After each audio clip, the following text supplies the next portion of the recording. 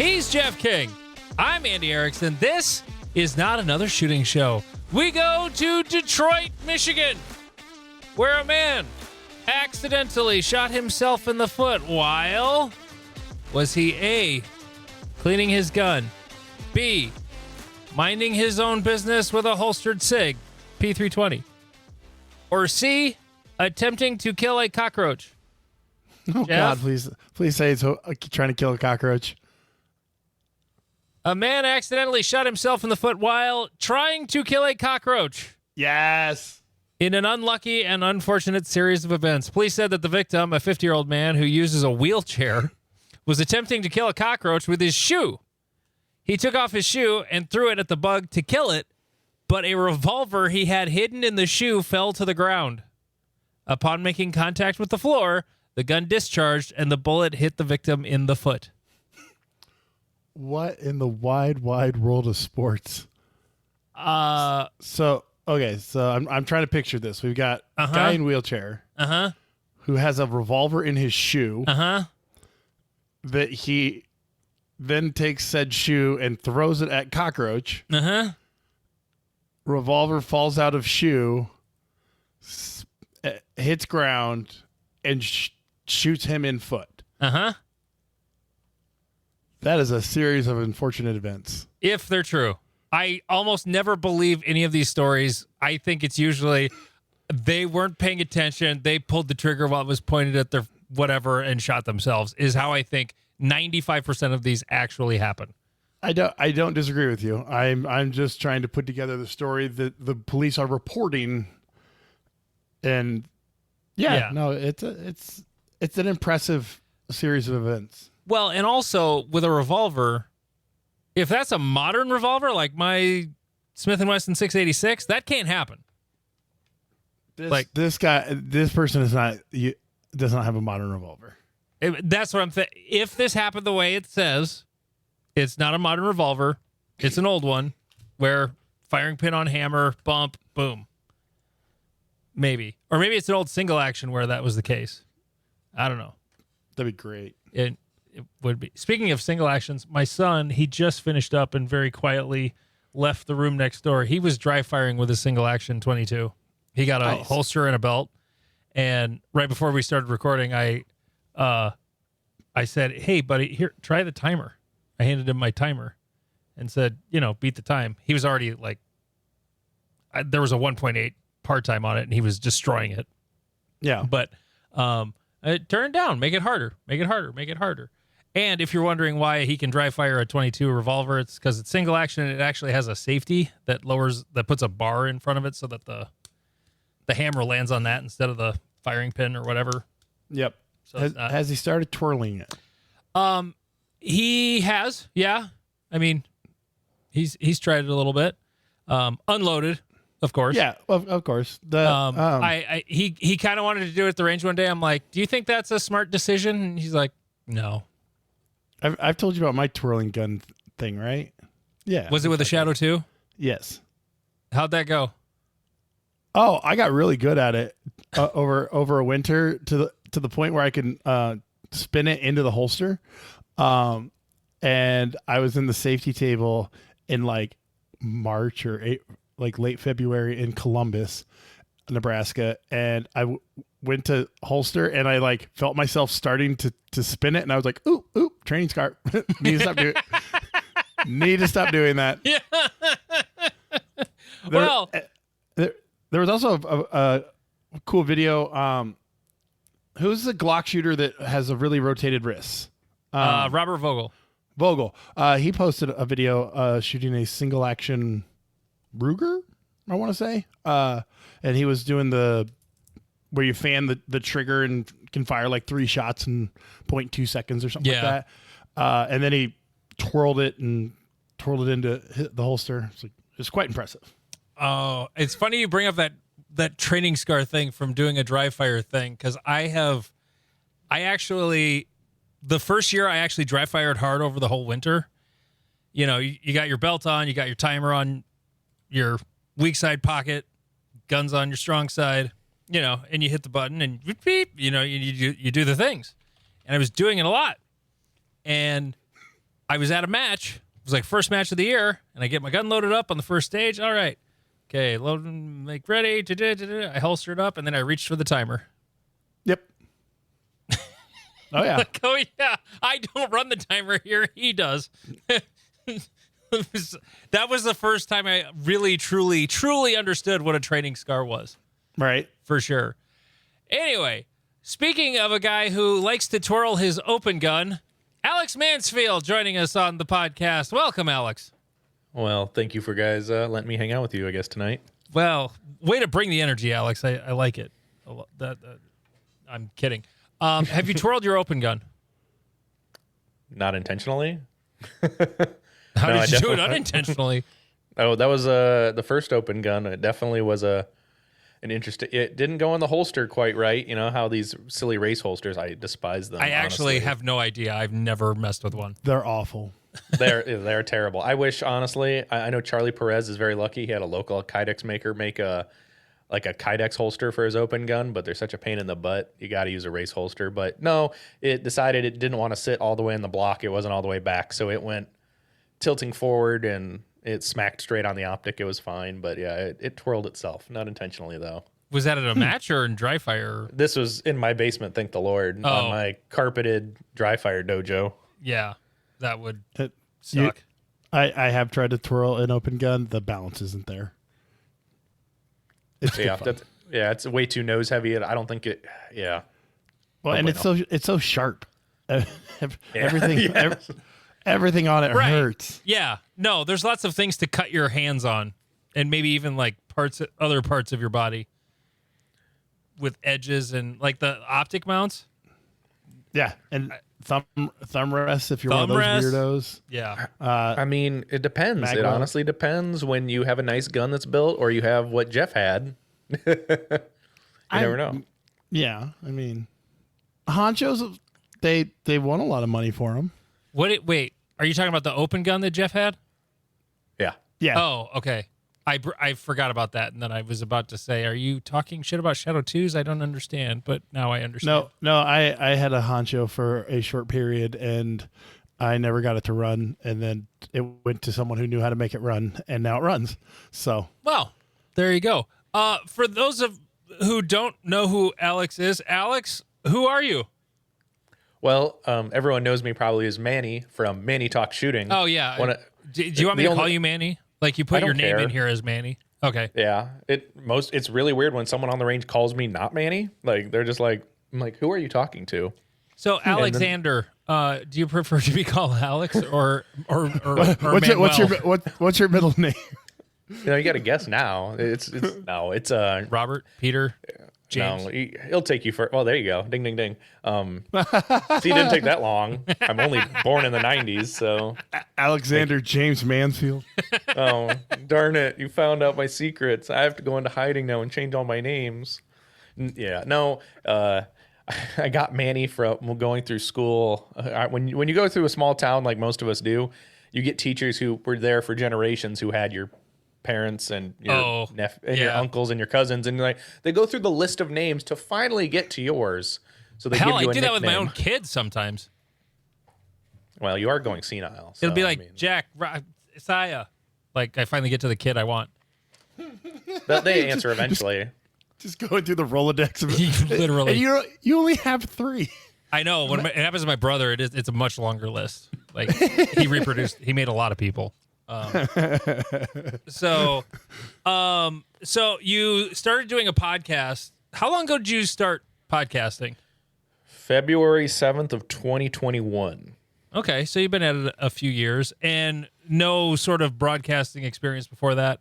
Nope, just my way of interviewing shooters who were better than me when I started to then get them to talk without feeling like I was always berating their time. So I was like, hey, do you want to come on a podcast and talk about it? So I was stealing knowledge through conversation. I haven't gotten back to like listen to like your first shows. Please don't. No, that's what I was going to ask you is like, how have you listened to one of those and how much do you hate it? Oh, they were bad because I was pretty much reading off a script. It felt like now I don't even look at my like cache of notes or my cache of open questions that I can ask anybody. they were very formatted, and I realized I was not the Arik Levy, nor did I need to be. I don't know if either of you know who Arik Levy is on the Firearms Nation I've podcast. listened to a few episodes of his show. I was told by my good friend David Blanton of the Humble Marksman, you are not Arik Levy, so do not try to be Arik Levy. And I'm like, that's great advice. So I did my own thing after that. I don't mean this to sound as shitty as it does, but why would you want to be Arik Levy? I didn't, but he had the impression that I wanted my show to be the next Firearms Nation podcast. Oh, okay. And not that I didn't mean to sound like I'm completely shitting on Arik. It's just that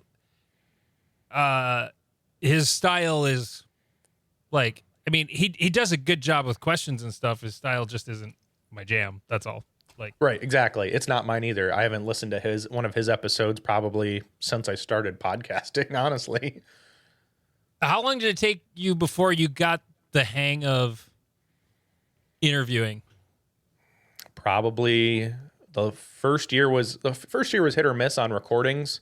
I would take long breaks, but it probably episode 25 to 40, like episode 25 to 40 when I really hit my stride on how I wanted to make the show and getting comfortable behind a microphone. I honestly, in person, like if you ask me to present something at work, like on a teleconference or like in front of people, I am very nervous, right? So the podcasting has been a good way to break out of my shell on overall communication. It's still a little nerve-wracking sometimes, but this has been a way for me to build a tolerance to public speaking in a easier manner. So it's going okay. Yeah. No, the first time I cracked a microphone on an actual transmitter, there had to be 5 or 6 people listening. It was college radio in Spearfish, South Dakota. Like, virtually nobody was listening. And I was so nervous. It was like, I can't even explain how nervous I was. Just petrified. But I got such a rush from it. That's what kept bringing me back. And I wasn't even a broadcasting major at the time. It was just the thing I wanted to do. I'd always been fascinated by radio, always liked radio. So that was how I got into it. It was just, anybody could sign up for a show. So I did. And God, it scared the shit out of me. But, so when you're, and I got the vibe the 2 times we recorded and only one of them counted because you lost the first one. I don't feel so bad because you did the same thing like in the same week. So I'm like, have we done that once or twice, Jeff? With shows we actually intended to post. I remember. Oh God, I remember recording till like midnight one night. Yeah, because I fucked up or something went wrong with the save out of Clean Feed and it didn't work. And I was like, dude, we got to do it again. And then we had another one crash on us. I remember that. Like we had like a power outage or a crash and nothing saved. That's when you started recording the double. Yes. But yeah, we've done it a time or two. Yeah, once or twice. It's happened. Okay. So you started doing a podcast. By the time I was on your show, you definitely had the feel for it. Like you knew how to not only like ask questions, but also follow up. I think that's the thing a lot of people don't do on podcasts just because they don't have the experience interviewing people when they're doing interviews is the follow-up questions or finding the new question or the new line or the new narrative or whatever story. Or how to keep people talking. Like that's the hardest thing with some of the people I'm like, oh, you guys are really interesting to talk to on the range, but the one-word answers do not help me produce a show that's at least an hour long. But here's the thing though, dude. Those guys aren't guests. Mm-hmm. Like you either can get them comfortable enough to just talk or you can't. And then that's an episode you just don't post, I mean, I recorded a few interviews with moderately famous people who I didn't air. I don't remember. They were not really anybody super famous. It was like MTV reality show people that were really dumb. Like Snooki? No. Oh God, I wish we would have. Oh, that would have been No, brilliant. we never got anybody from that show. Because like at the radio station, we were part of the MTV radio network. So we got these radio tours all the time. And sometimes it was somebody really cool. And sometimes it was not, it would just be some show they're just trying to plug. And whatever. But so you do the podcast thing and you make plastic. Right? I mean, we make color for plastic. That's my day job. It's a very lucrative gig. Not really. No, it's cool though. It's really cool because I can actually tell you like different products, like, oh, that seatbelt cover thing. Yeah, we make the color for that. Like pretty much the whole interior of your car. We touch the colors of all the interior bits of your car. Even if you have some stupid Corvette with some really nasty, ugly colors. Yeah. That's but us. The thing I found fascinating is you don't even actually make the parts. You make the plastic that is made into the parts. Yeah. It's... Which I never thought of as being a thing. But, of course, somebody's got to... Well, like, and for example, like, and it's not like you're getting it directly. Like, it's not like our customer is, say, Ford, right? It's some other person who makes the parts for Ford. So it's... Right. And it goes down this chain of people, so it's... You're like 3 or 4 times removed from, like, a big automotive manufacturer. So how much longer before you're making SIG parts? We already do. Oh, Right. that's right. Fuck, I forgot.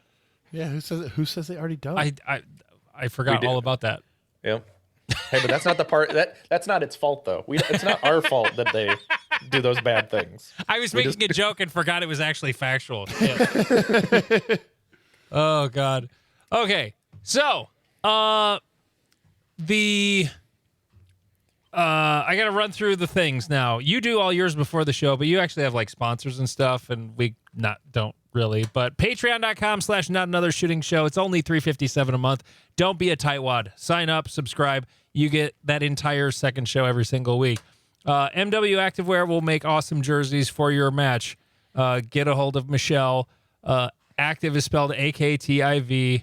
MW Wear. Area 3 registration is open. PracticeScore.com. Get you signed up for Area 3. There are, checked before we started, 120 spots left for that. Northwoods Showdown, May 2nd through the 4th up in Forest Lake, Minnesota, north of the Twin Cities. Tanfo Timmy's match. Last week there were 61 slots. Jeff, I forgot to look that one up. We're doing our dark match here locally. If you're relatively close to the Sioux Falls area, dark match in Canton, South Dakota, April 12th. Great Plains and Cornhusker are sold out. Waitlisting is available for both. Iowa section, September 6th and 7th in Ankeny, Iowa. Okay. So more with Manny in a moment. I do want to talk about SIG make more dump. Oh, did you look that up, Jeff? What was the 53 slots left? Okay, so they're down to 53.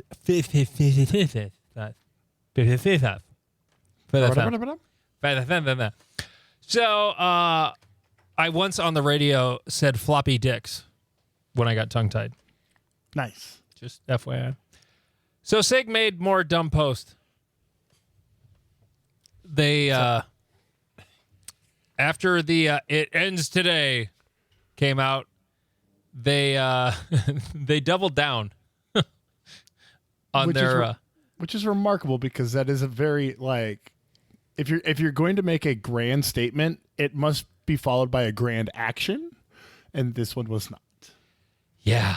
So last week we talked about the truth about the P320, and then they made another one that it continues, and they pointed out case dismissed. This one, it went off without blah, blah, blah. We're extremely pleased with the result in this case. Like, I don't know, it looks like this was a case that was recently settled or whatever, but they actually started a website for it now. Yep. P320truth.com. Like, when the PR is not going good, let's double down and really make sure we tell everybody that there's nothing to see here while the building burns behind us. This tries and effect. Yeah. So, I found that incredibly amusing. The internet is not they're not doing well in the court of public opinion. Just going around the internet, it's rather amusing. The memes are fantastic. Gun slaps is all over this, and it's hysterical. The memes are great. I look forward to more of it. My current favorite is from Reddit. It says, Sig sounds kind of sour about it all. God, I love puns. Cheesy puns are the best. I Dad absolutely jokes love for it. days. Is Sig one of your sponsors? Why are you so quiet, Manny? Oh, yeah, no, they're not my sponsor. I just was chuckling because it was entertaining. But Oh, yeah, you didn't talk at all about Mr. Steger just feeding that fire. It's been entertaining to watch. No, it has Ben been. gives no fucks. I haven't seen everything he's posted, but What do they call him? Something grifter. oh yeah, that'll be a T-shirt if it's not already. Algorithm chasing. Algorithm grifter? hacking grifter. That's what it was. Didn't he put that on his Instagram bio too? Yes, he did. Yeah. It's always great when like the bad guy gives you the name. I follow a debunking channel, and one of the people he was debunking labeled his audience as the Google debunkers, and they were like, he was like, "That's going on T-shirts. That we are now the Google debunkers." Yeah. What would we put on T-shirts, Jeff? Oh, I can't. Hey, that's for our Reddit to tell us. I already. No, I know what we put on a T-shirt. It's fucking Tuesday. That's what we put on a T-shirt. Yes. Okay.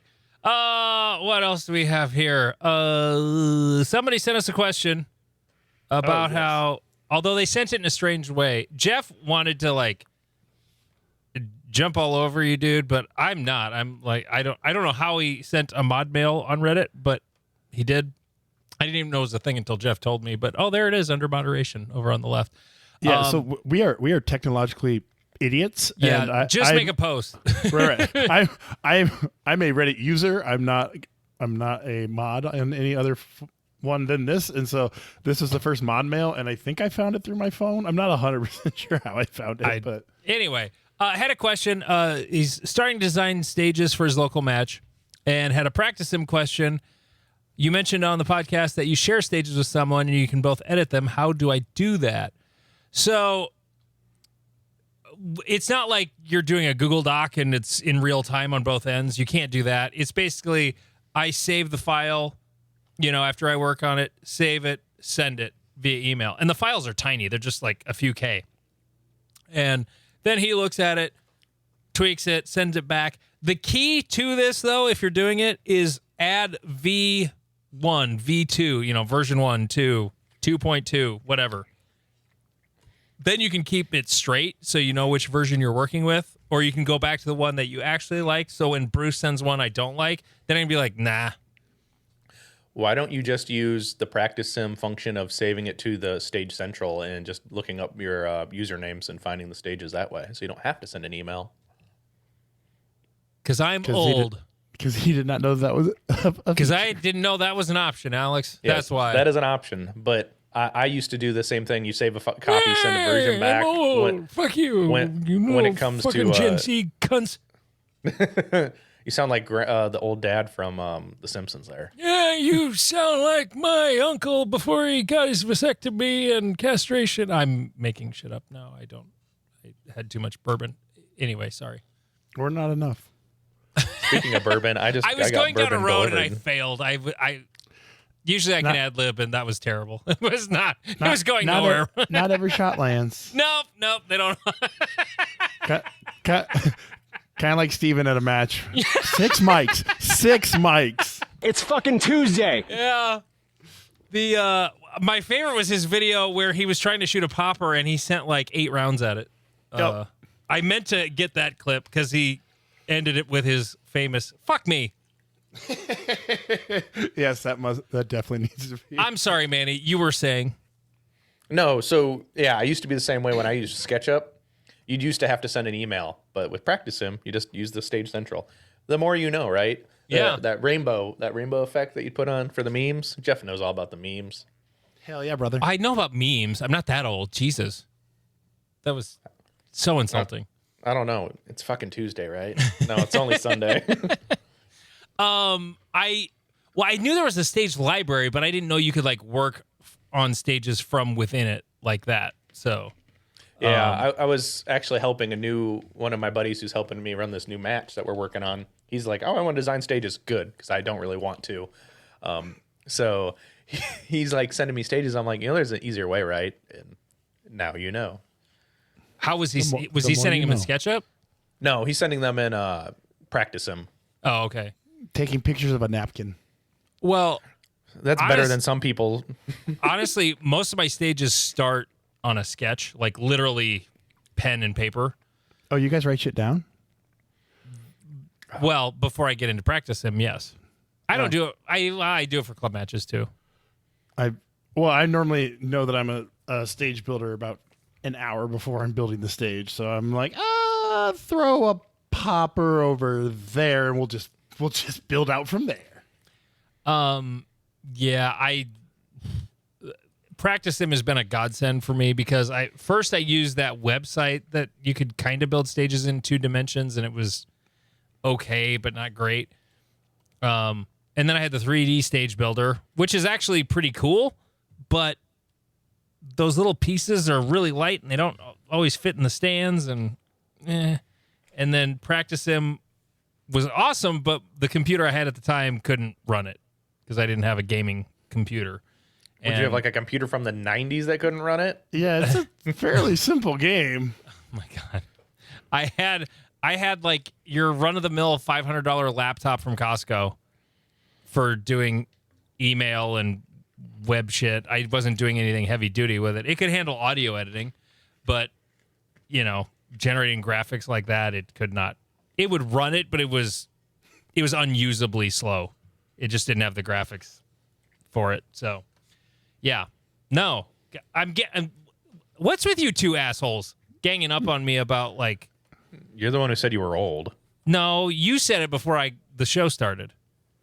I mean, it's just not recorded here, so no one can hear it. Bastards. Yeah, when we're going off about doing TeamSpeak options and communication. Yeah, I didn't understand a single word you guys were saying about TeamSpeak and whatever game you were talking about, and then Manny says, "That's because you're old." I heard a cork popping. Who? What's everyone drinking tonight? Angel's Envy because it was already on my desk. I am not drinking because I drank a little too much last night. Really? That's a first. Have you ever done a show without drinking? I'm going to shock you. I actually haven't been drinking on the show for the last few weeks. Really? Yeah. Ooh. I'm just this obtuse anyways. I realized that I was drinking when you're finishing a bottle of whiskey a week by yourself. Oh, damn.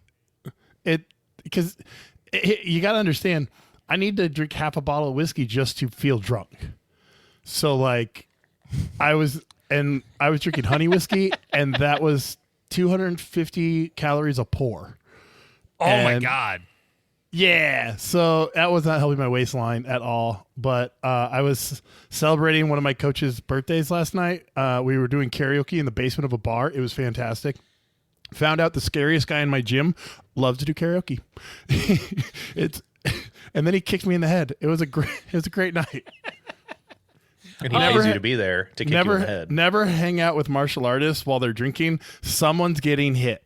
It just is going to happen, but it's not going to be like he didn't like aggressively hit me. We were actually like play fighting with each other, and his kick came over my hands and caught me in the side of the neck. And that was when we knew it was probably time to be done. Yeah. Speaking of the calories, so if it's an alcohol product, they don't have to put like all of the nutritional stuff on the side. Like usually the calories are like on beer or whatever, but they don't have to put like the whole nutrition label. But if it's pre-mixed margarita from Costco, the golden margarita Costco, if you've never had it, it's fucking amazing. It's so good. It's delicious. It's so delicious. During COVID, my wife and I both put on weight just because we were drinking too much of that shit. But then they have the mix without the tequila in it, and it was something like 200 calories in 4 ounces. Oof. Of just the mix without the booze in it. Yep. And I was like, damn, no wonder I got fat during COVID. Anyway. Alex, what are you drinking? I am drinking a mixture of Collingwood double-barreled Canadian whiskey. Hell yeah. And I threw some Dr. Pepper in it because actually it's pretty good. And yeah. That's a hell of a combination. Collingwood, is that what you said? Yeah, Collingwood. Yeah, it's not bad. I tried to get COLLINGWOOD.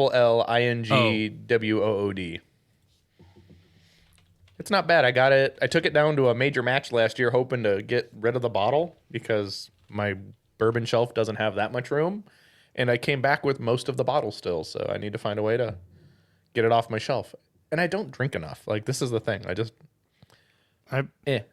Yeah. I'm not Jeff who has to drink 6 ounces of old fashioned to get bloody wasted. Most of my drinking in a week. Don't even start it. Most of my drinking in a week happens during the podcast. I mean, I'll have a beer here and there throughout the week. Now that I'm doing keto, they're all Michelob Ultras, and it's okay, but it's only like 2.6 grams of carbs, so that's what I got. But hey, the keto app says bourbon is keto friendly, so there you go. Drink vodka; it's healthy. Yes. You're just drinking potatoes. I mean, it's just starch. Well, actually, potatoes are terrible on keto. That's a lot of carbs. A lot of carbs. A lot of carbs. And I need to be faster. I'm down 11 pounds though. Hell yeah, brother. Down to 269 from 280 so Giggity. far in like 3 weeks. So it's working. I'm lighter. I'm just getting tired of the food. I let myself just on Friday nights. I get to freak out and do whatever because there's something going on, or like I was out of town traveling. I had to do a training class on Friday, so for lunch that day, there's a great Mexican restaurant in Pierre, and I went there, and it was awesome. And then I ate at Hardee's on the way home. The week before, we went to the Pizza Ranch. You've never had the pleasure of a Pizza Ranch, I'm guessing, Alex? No, Manny. Is it just another change? Is it just another chain? It's a regional pizza buffet chain that has like Cece's Pizza. Essentially, kind of, yeah. But it's a regional Upper Midwestern one. Like I think it started in Iowa. I want to say. Well, this is bullcrap. I'm in the Midwest. Why don't I have this pizza? The Midwest is really big, though. It really is. Basically, the Midwest is like Western Pennsylvania to Central South Dakota. Yeah, you guys at least have Culver's, though. Yeah. Oh yeah. Okay, thank the Lord. Do you have Taco John's? No. In Ohio? No. Well, I'm not in Ohio. Ohio is silly. Yeah. Where are you? Where are you at? The Great Mitten, man. I can show you where I live on my hand. Michigan. Fuck. Sorry, dude. I Whoa, don't know why. Whoa. You are not a Midwesterner. I have this argument on a regular basis on Discord with my buddies. Michiganders are not Midwesterners. Why not? Because they're not nice enough.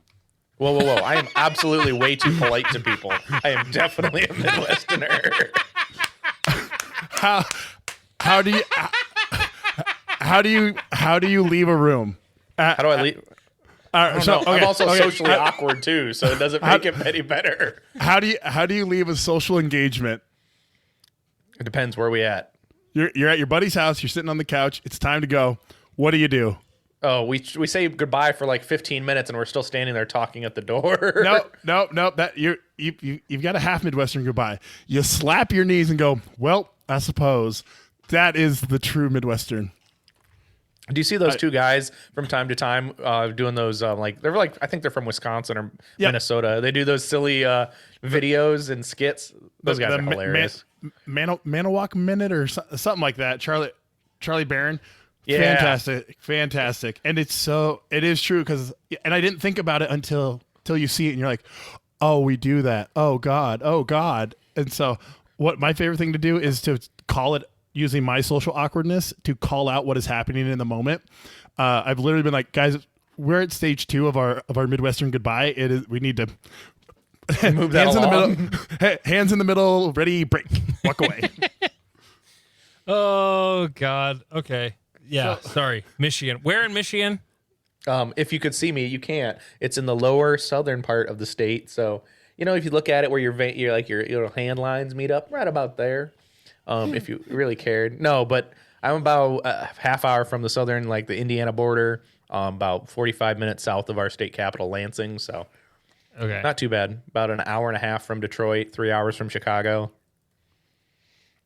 Little bumfuck nowhere, rural Michigan. Why did I think you were in Ohio? Because I spent a lot of time at major matches in Ohio. Oh, okay. That's probably. Oh, we talked about that, or I heard you because the episode of yours I heard most recently was the one with Hopkins.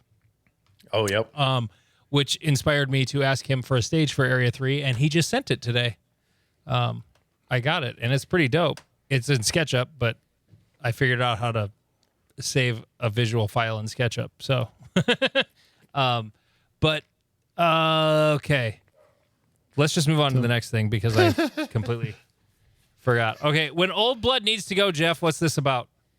So, if I'm remembering correctly, it's the idea of like when is it time to get rid of those I'll call them the staple members of your club that have been there forever and ever and ever.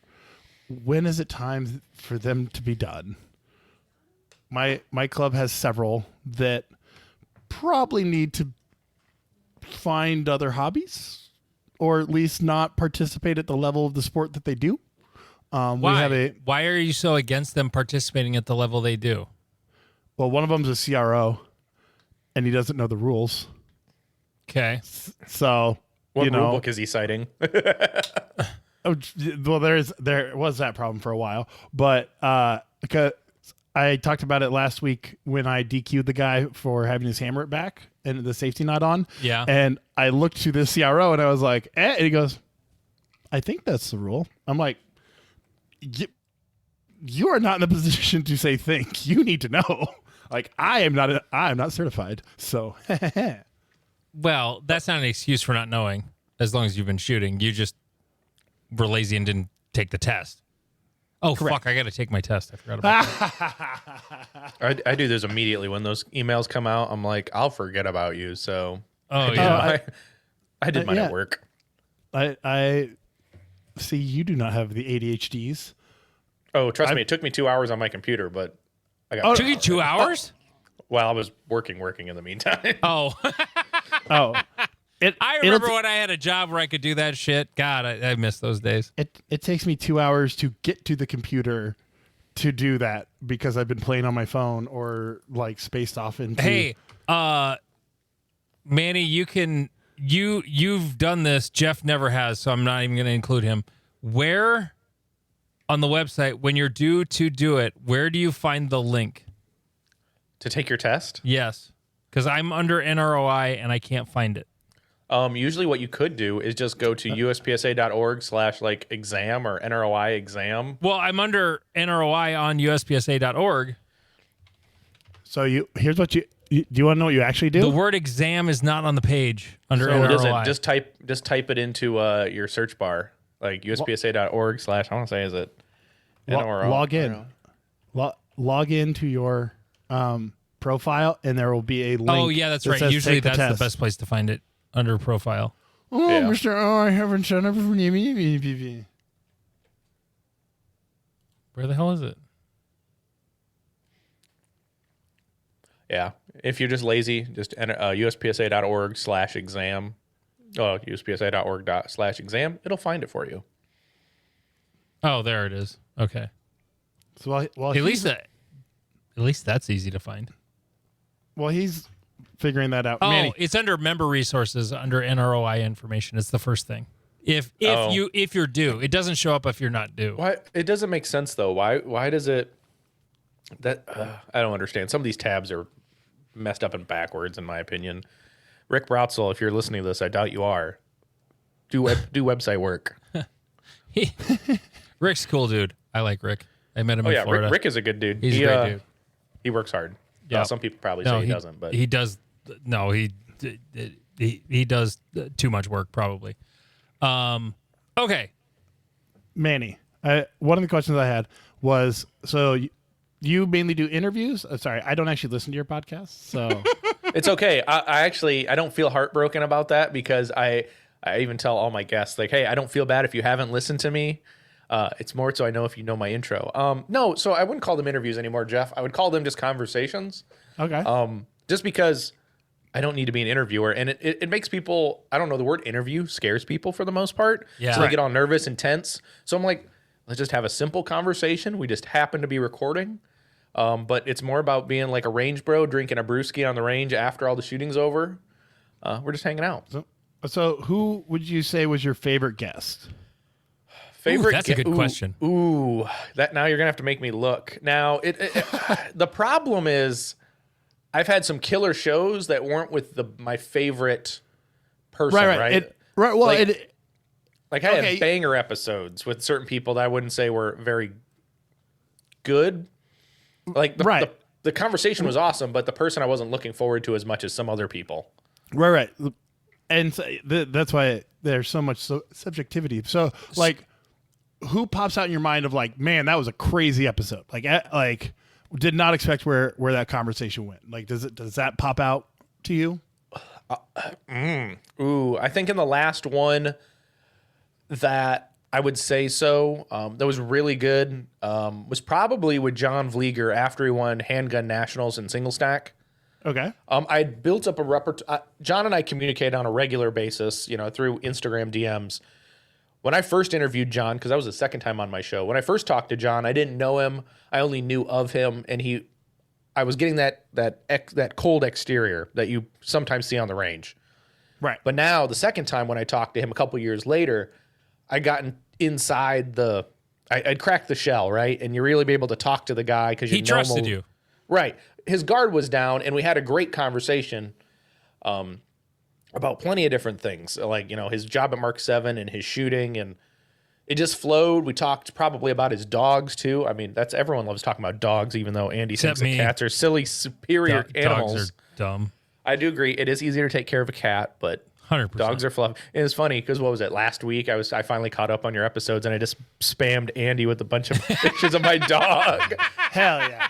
It was right. And actually, it was the most recent episode, I think, or one of that week was the episode when we were talking about cats and dogs.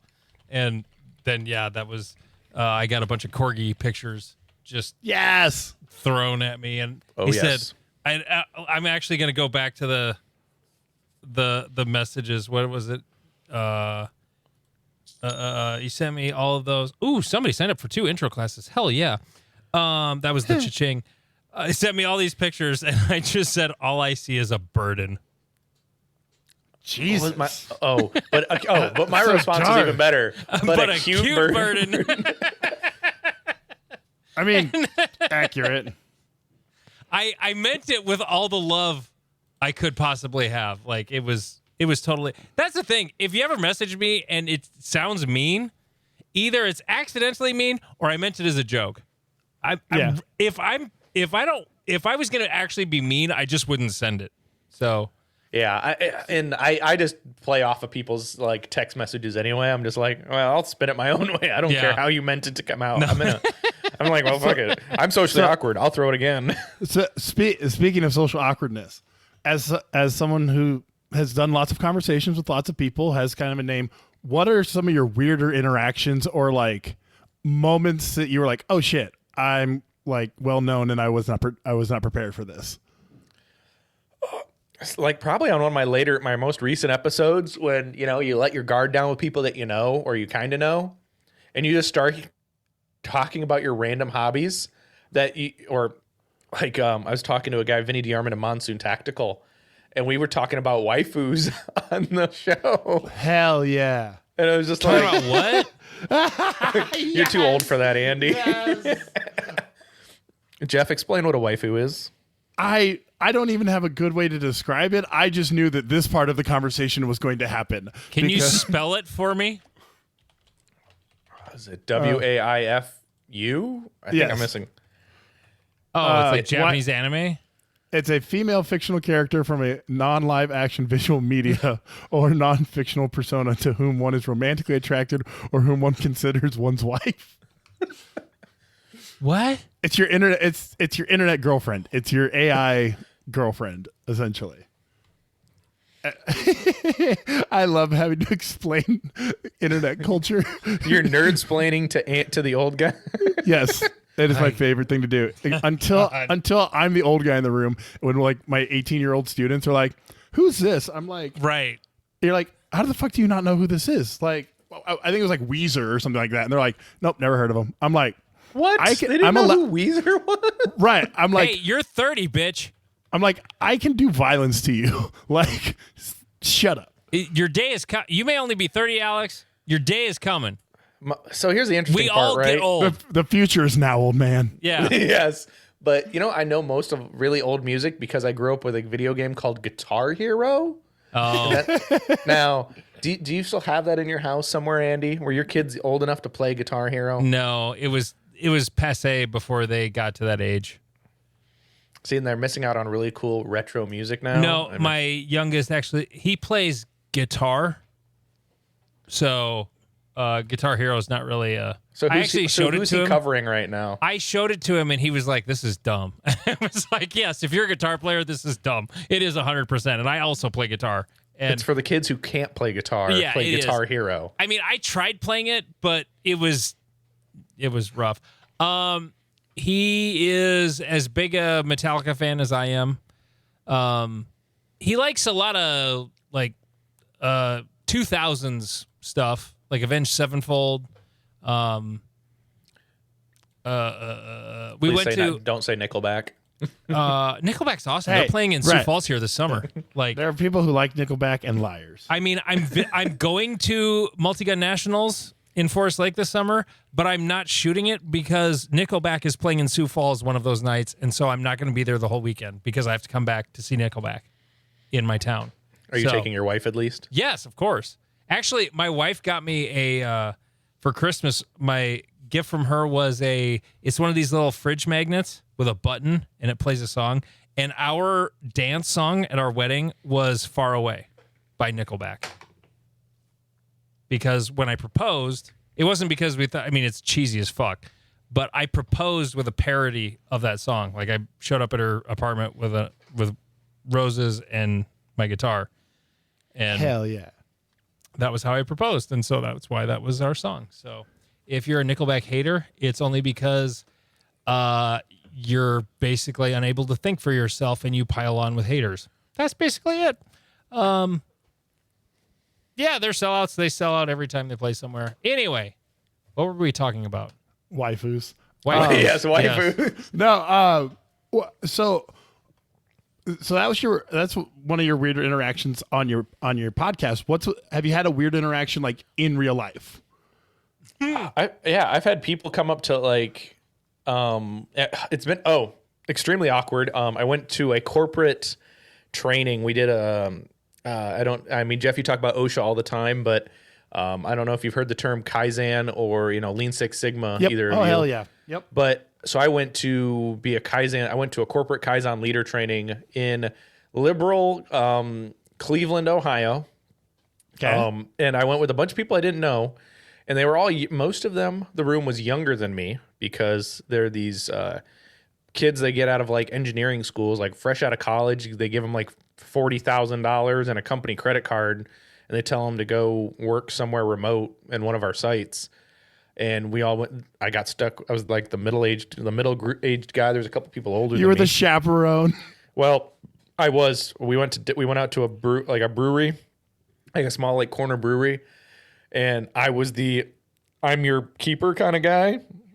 And they were so I went, and they're like, the icebreaker was, tell us a little bit about you. Tell us how many years have you been with the company, how many, what's your ambitions or something out of this training, and tell us something that people don't know about you.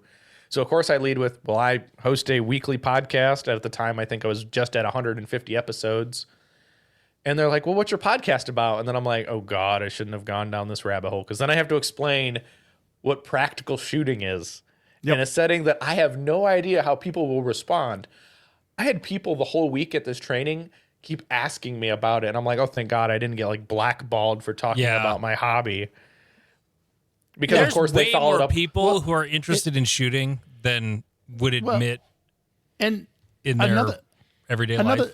Well, I think the other part of this, and I think we've talked about it before, but the assumption of the gun world is that they will receive negative interaction. It's talking about guns in any way, shape, or form. But like, you weren't talking about guns. You were talking about the sport in which you Right. do. And people find the sport, like, I physically assault people every day.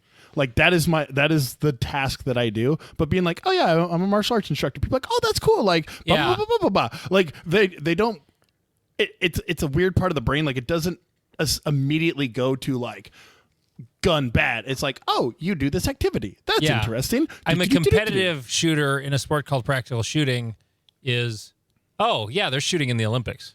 Yes. You know, like it's easy to explain a sport, but if you explain sports badly, like football, I buy a lot of AR-15s. Right, or like football. 400-pound men run into each other and they lay on top of another 200-pound man and they get up and they do it again. And you're like, that sounds like a weird ass fucking sport. And then you're like, oh, that's football. Like, but yeah, so I could definitely see that being a strange interaction with colleagues that know nothing about you. And I knew nobody in the room, so I was like, But by the end of it, we went out to like an icebreaker dinner, like in the middle of the week, and then we went to an escape room, which I'm very claustrophobic. So, I told the group I was with, like, I am claustrophobic. So if I do my thing and I'm like having a moment, just please back up because I don't want to hurt anybody. You know what I mean? It's like I'm having a moment. Wow. But and then people are asking, well, can you show us what you do? So then I showed first person video of practical shooting, which they understand a little bit more. Everyone calls it Call of Duty, which is entertaining. Yes. So when I show coworkers now, like at my site that know me, I'm like, oh, you want to see a Call of Duty video? They're like, yeah. So then you show them and they're like, that's fucking cool. Yeah. No, I've had that description several times as well of like, this looks like Call of Duty. And you're like, yeah, I guess.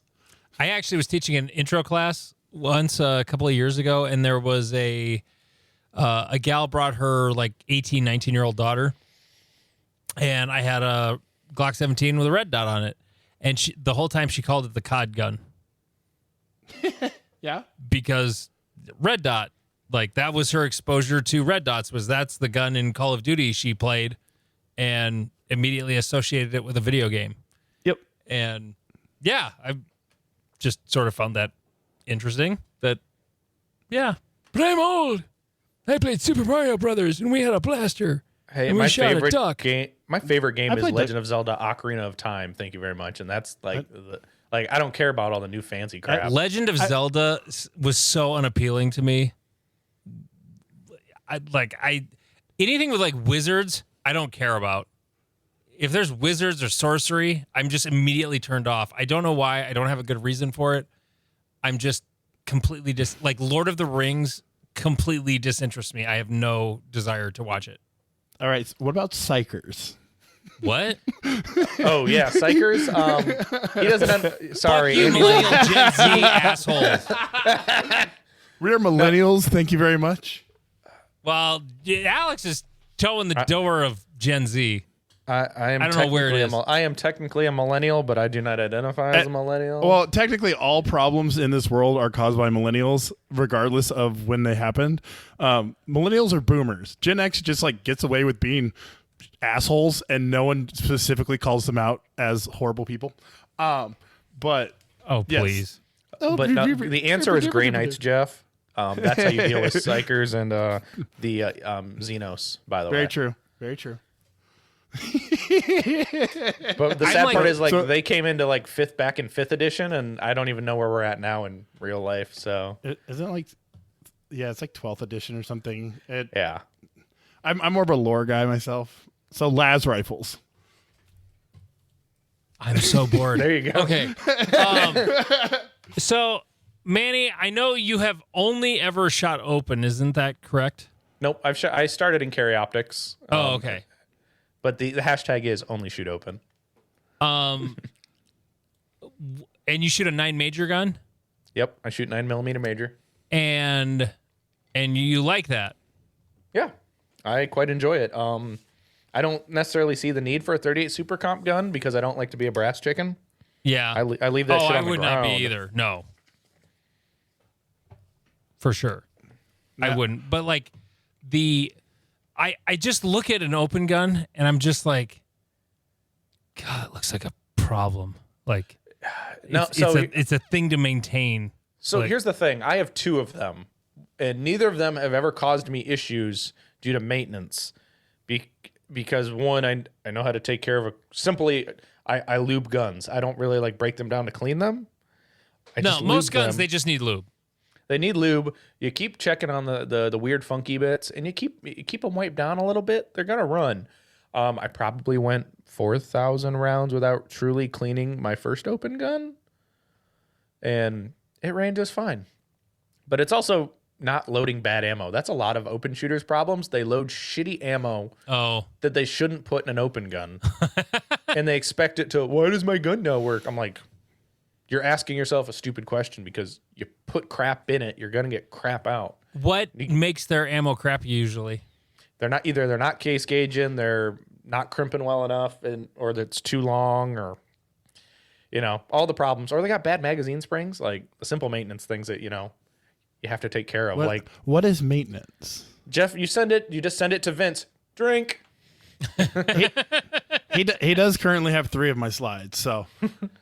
But see, you find a smith who's who's intelligent enough to tell you what you need to do, or make it your life where you don't have to do those things. Yeah. So what? Well, I know what gets you into open, but like, how did you motivate yourself to make that jump? When the answer is on YouTube, Hot Shots, watching Max Michelle. Hell yes. Watching Max Michelle go for the Triple Crown and then the World Shoot the next year. Said, I want to shoot open, and that's all I want to do. And that's what got me really hooked into the sport. I think I've watched the series probably about 10 times because I'm like, it's so good, and you watch it every once in a while and you're like, yes. And this is why I want Pro-Am back. I want to see clubs have a run Pro-Am. Let's go. Yes, I support you 100% because I also watched Hot Shots way too many times. Like, of things USPSA as an organization needs to be doing, running Hot Shots as a continual series. Yes. Follow Christian Seiler. Follow Eric Raffel. Well, I guess he's technically not a USPSA member, but like that will drum up more interest in this sport. And Pro-Am is the best sport. If you've never shot it before, we've talked about it on the show previously. I am the match director at my club for Pro-Am. It is a hoot. I have a quick question for you, Jeff, that the Pro-Am thing made me think of this. There is I hate to give away something, but I'm going to anyway. Sorry, Josh. There is a stage at Great Plains that will be fixed time this year. Yes. I love fixed time. You love it? Yeah. How do you go about setting it and not make it stupid? So what you do is you take so what I will do, I will run the stage with no gun and just air gunning the whole thing, and then add 3 to 5 seconds. That's an interesting idea. So you don't do it actually shooting it. I like that. Yeah, no. So because then it leaves mystery if you're still actually shooting the match. Right. And actually a cop pointed this out, and it was a very good point. Wait, did you just say something nice about a cop? I did, and it was one of my local ones too. Ew, brother. Ew. Baby. But a Pro-Am stage is about, or like a fixed time stage is about the time. So you could technically have 100 targets out there. But they're like, you got 10 seconds, and you're like, okay, yeah. And so if everybody is not shooting, 87 targets, then it was just a wasted effort of putting 87 targets out there. Yeah. So it's actually better to be on the tighter side than on the open side, because if everyone finishes it, it's pointless. It's pointless, and there's no differentiation because everybody gets the same score then. Exactly. So that it's better for the way you think about Pro-Am is you want the beep going off at the last target, taking the last shot. Like that's the mindset of it. But yeah, you just take a reasonable shooter. You could probably, take an athletic A-class shooter, M-class shooter, whatever, have them go through it, and that's going to be a reasonable time. What about a chubby high A-class shooter? You might want to, take a few seconds off. Fuck Fuck you. Well, I'll be down 30 pounds by the time we get to that match. So I've set a couple of part times for like USPSA stages for fixed time. And we've tried it a couple different ways where we'll have a few people shoot it, but we won't put any targets up. It's just shoot between the sticks and see how fast the limit of your human function is, and then base it off kind of their classification. So let's say they're a B class shooter. You have them shoot the array and move around the stage. You figure out, you find the time. You're like, okay, so in theory, we should be able to shoot. Someone in a GM level should be able to burn at least 2 seconds off on you, but you're trying to go fast as hell without actually any target to aim at. We've done it that way, and then like at Cardinal, sometimes they do it silly, and they're stuck with whatever silly part time the box will give them, like round numbers, stupid round numbers. So, sometimes it will happen. I mean, I go with round numbers, but sometimes it will happen that you set a bad part time. Yeah, that's fine. I've done that at locals. Yeah, but that's the thing though. It's a level 2, and we don't want to set a dumb part time. Like we want it to be so like, some good GM shooters can finish it. Is that what you would want to do? Well, okay. So or no? Because it's a major, my mindset is different. So we run a prone and am time. So this is also part of it. See if you can get John Anderson to do the running, and so that he'll transition and move like a master GM would. He can't be there this year, I don't think. Boo! I know. Boo this man. Hey, no, I'm not booing him. He finds me Buffalo Trace, so that's reasonable. Yeah. But yeah, so have a couple guys run through it, and when you're running through it, run through it like you'd actually run through it. So what can happen sometimes is people will be like, yeah, I'm going to take this popper at 17 yards on 1 foot in the box as I'm going through. And you're like, no, the fuck you aren't. You're going to establish your stance. You're going to take the shot. You're going to move on. Because are you setting up as a straightforward stage, or are you giving it like you can go left or right? It's pretty straightforward. It's not complicated at all. I don't want to give anything away. No, I have enough info. A lot of the people who are going to shoot the match listen to this. So, but it's as the stage. When I first saw the design of the stage, I was like, this looks kind of boring. But I missed the part that said it was fixed time. I'm like, ooh. So now I like it. Now I like it a lot. That actually makes me happy to hear, because the thing about a fixed time stage is what makes it interesting is the time. So the shooting challenges can be super simple. Like I can make an interesting pro-am stage with 2 boxes and 15 pieces of steel. Like if you set it tight enough that you're like, okay, go. It will mess with people. Now, one problem, what's nice about USPSA in the modern era is that since everyone will be shooting carry optics and limited optics, we don't have to worry too much about the differentiations between classes, or so like production and open are not going to set the same time on the stage, but because no one shoots production anymore, we don't have to care about them. Well, there might be a handful of people, right? Well, and the other part of a fixed time stage is all the production shooters will cluster together, and all the open shooters will cluster together. Yeah. You just have to.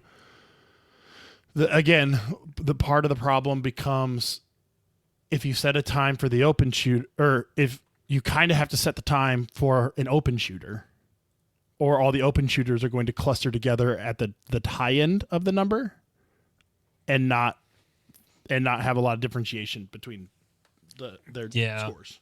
But in all reality, you're better off setting a tighter time and not everyone passing it. It might be too hard. And at Area 5 and 23, we set that, and it was too hard. Like, maybe one person had gotten all their shots off on paper on this stage. That's way better than getting lots of people finish it. Correct. Yeah. I'd rather you see, like, everyone say, it was a little too hard, than, everybody got it at, A class and up all got the time. Correct. That's why we do our pro and am time, because we were setting the time so that the ams would have fun, and the pros, it was basically getting down to who could who got the better score on the tiebreaker, because we'd all get all the plates down. I only want a tiebreaker if it looks like a baseball diamond, like in Hot Shots, by the way. I called up practice sim and it makes noise. Sorry.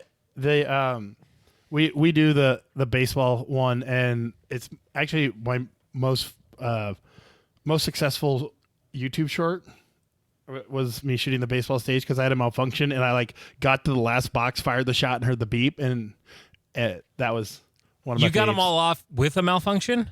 Yes. Yeah.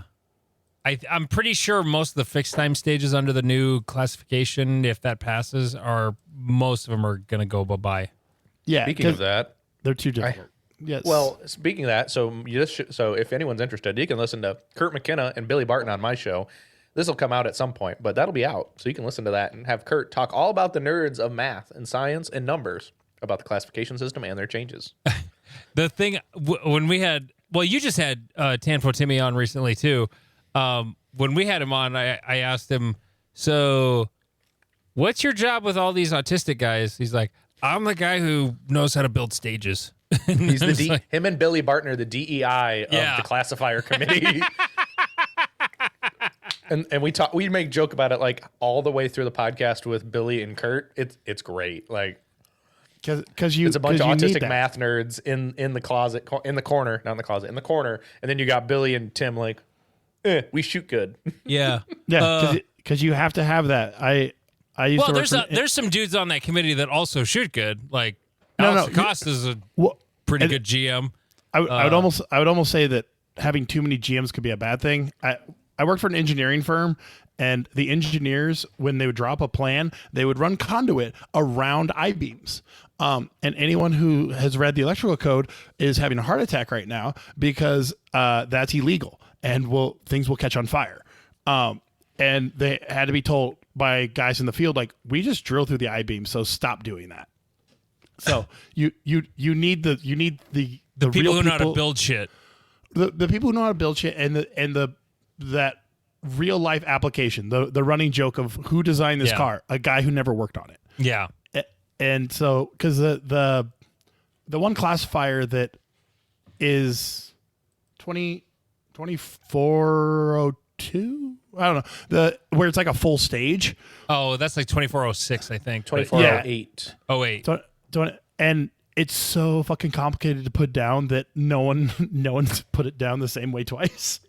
It's funny, we talked about that on my show, but yeah, no one sets it up because it's too much of a pain in the ass. And who's got that many walls in a bay to put it in? It's silly. The Sioux Falls Club set it up late last year, and I shot it once, and my score was terrible. It was not good, but yeah. Okay. What else do we have here? Fixed time stages, trophies, and butt plugs. This was a thing that came up on our Reddit.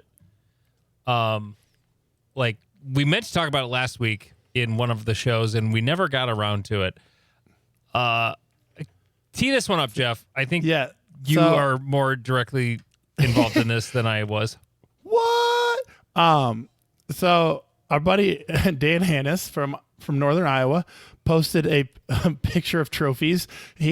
It's a 3D printed butt plug that says first PCC. Where did it go? It must be deep.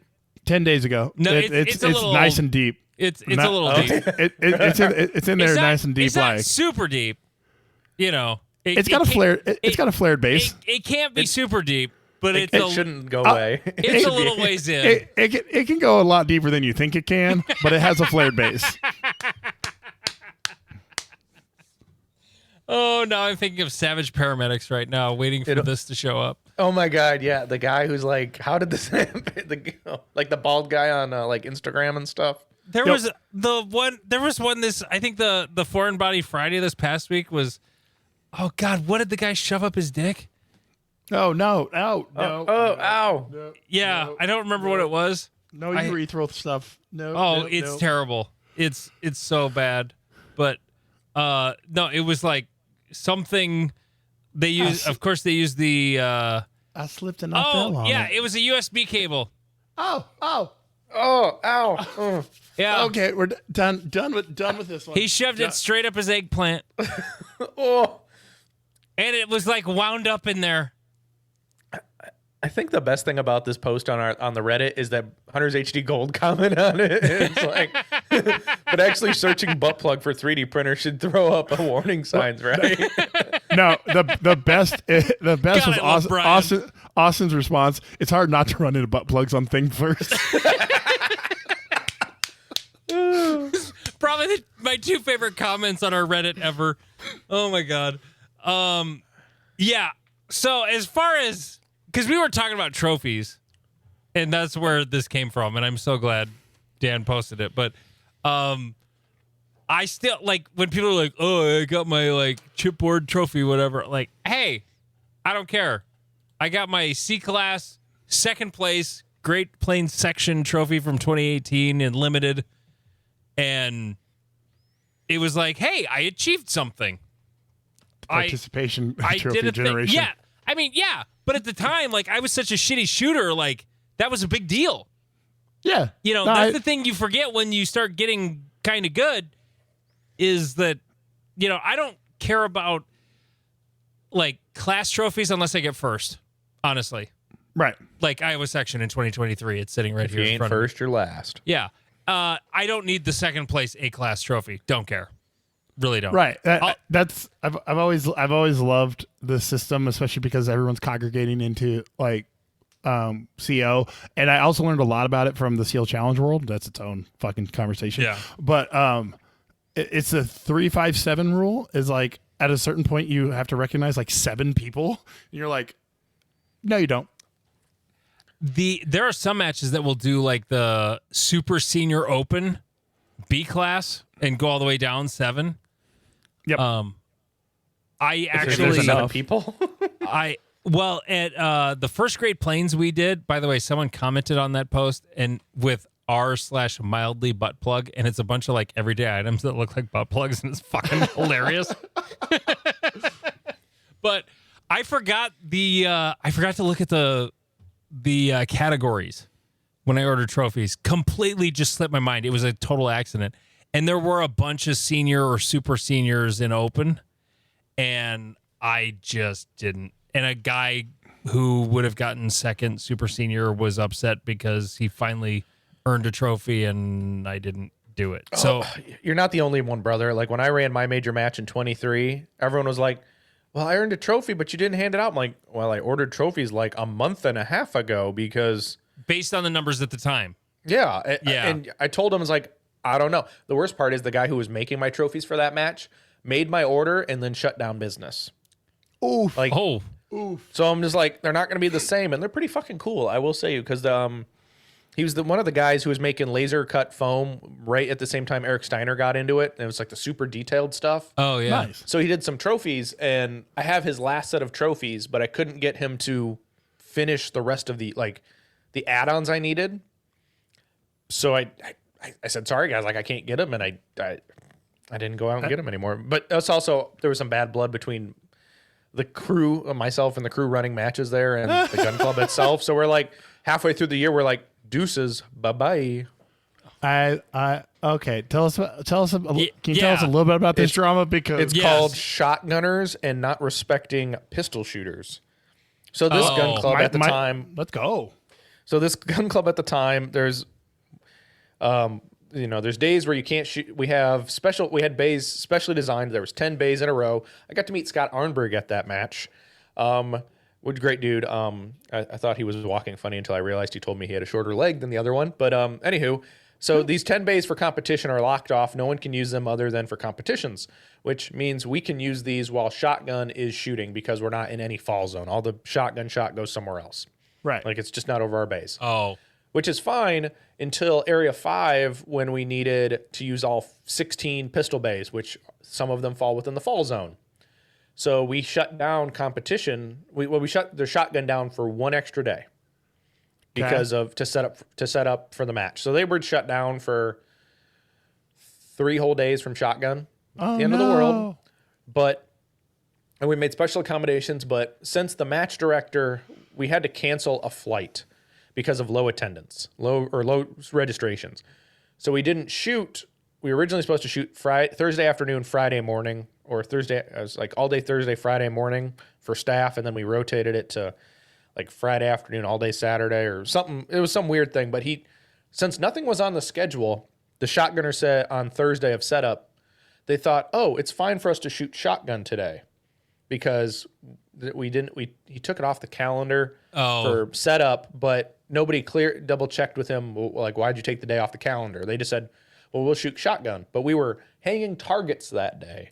Oh no. So they were like, you got to put your eyes on here, because we're going to be shooting shotgun. And the match director for the area match was like, what the fuck are you talking about? And him and the lead shotgun guy kind of got into it. And the president kind of decided to allow them to shoot when the club had agreed no shotgun for Thursday through Sunday. It was like no shotgun because we have all the competitors coming in. And then they allowed them to shoot until 1 PM to shoot their rounds of sporting clays. And we're like, well, that was kind of the end of the hat. We were going to kind of step back and let the new crew come in and take over. And then, we're going to wait till the end of the season. We're going to like peter out and let them transition in. And then we're like, after the area match, we're like, nope, bye. Here's our keys. We're done. Damn. The guy took over early, and he's been doing a great job. But we were like, yeah, we don't need to support you and your crap when you don't even really want us here, even though we bring in good money for a couple big matches every couple years. It is remarkable how much tension there is between the different sports. Oh God. And like, because I think part of it's because there's no profit incentive for anybody. And so you're just interfering with their like volunteer hobby. Whereas, yeah, if you were a business owner, I'd be like, hey, shotgunners, shut the fuck up. Like, I'm making 15 grand or whatever running this match. Like, take 3 days off. But my club's legendary for this. Well, there's so much shotgun happening at your club too. Well, shotgun is the one trap. Shotgun is the one group that we don't have, and I'm glad we don't, because we have enough drama between the other 7 organizations in our club. Speaking of shotgun, there's a range where I do a lot of teaching at. They don't have any pistol bays outside of like one outdoor pistol range, but they do have an indoor pistol range at like a regular old gun club. It's a old gun club they've got money, and it's a modest little facility, but I mean it's a good one. And I teach out there quite a bit in the winter because they have that indoor range. But it is a trap shooting gun club. Like, that is what turns their crank. All the board members are trap shooters, except for like one guy is like really big into their indoor pistol league, like small bore NRA pistol in the winter. So all the memberships, like the money at most gun clubs comes from memberships. Like my gun club that I'm a board member of, like all of our income comes from memberships. Like you add up all those $100 memberships, like they add up to a lot of money real fast. Yep. And it's the same way for this gun club. Their membership isn't quite as expensive, but it's like $80 a year. But they have a shitload of members, and definitely more than we have. I don't know. We have like somewhere in the neighborhood of 400. They definitely have more than that. And they use it. The rifle and pistol range that you get a card and you beep in, and it's open every single day as long as you have your key card access. That really funds the whole facility. And then they take most of the money for that. Now, they do have some cool features on that range. They have cameras on the targets. So you can look up at the screen above your lane and look at your rifle target down there. Nice. So that's kind of cool. Most of them work most of the time. They do have cameras and, they have the controlled access. But trap shooting has this giant clubhouse and bar set up. And let's go. Yeah. I mean, you can't, they're very strict about the bar part. Like, you're done shooting when you start, and they mark you up. Like, they're very, very serious about that for various, very obvious reasons. But it's a little frustrating that they have this indoor range and they have all this money, and then like for the longest time they finally did start taking care of that. Like, indoor ranges require a lot of maintenance, and they weren't really doing it. And I was on the verge of like leaving because it was getting bad, and they finally started taking care of it. But it's so frustrating when you have that, okay, well, rifle and pistol funds this club, but we're spending all the money on the fucking trap shooting. And it's so frustrating when that happens at a gun club. And even at my club, I'm a little miffed that, or not miffed, I shouldn't say that, but we've had this wish of building a new clubhouse so we'd have lots of storage and have the ability to, basically have an indoor space to shoot into the outdoors in the wintertime. Not a full indoor range, but like, a heated place to shoot at targets. Right. And it would be great. But like, I'm thinking of all the members who use the thing, all the time. What would that benefit them really? No. What would benefit them? A motorized gate that they don't have to get out of the car to open. I want one of those so bad. Like, they have one at Scott Arnberg's club in Ankeny, where Iowa section is, and it's fantastic. Like, I mean, when I shoot there, the only time I've ever used it is like leaving after walking stages. They've closed the gate, but you can still drive up and it opens for you, and then you leave. Yep. It just opens, and it's awesome. As long as there's power, right? Right. Well, yeah, as long as there's electricity. But it's remarkable that my club does not have one. Yeah, I can't believe you don't, because your club has a fucking shitload of money. So there's a question. So Jeff, do you have to, if you go and when you go, do you have to unlock the gate and then lock it behind you? Yes. Oh, same here. And it's absolutely aggravating. You have to get out, open it, move the gate, move your car, shut the gate, and then drive up. And then you got to go sign in at the check-in station. Oh, we don't have to do that, because that's what your card does. Your card is your sign-in. Right. I wish we had one of those. Our system, we actually have like ROs on, like, they're quote unquote volunteer, kind of. I don't know, but when they they're treat there, it like a job. Yeah, when Do they're there, they get the work gates. hours or something? I think it's for the love of the game. He's got a really big club with a lot of really old people who have a lot of free time. And nothing better to do, but other than nag people and not know what they're talking about. Yeah, correct. 100%. I mean, you just described all gun clubs, but This is true. So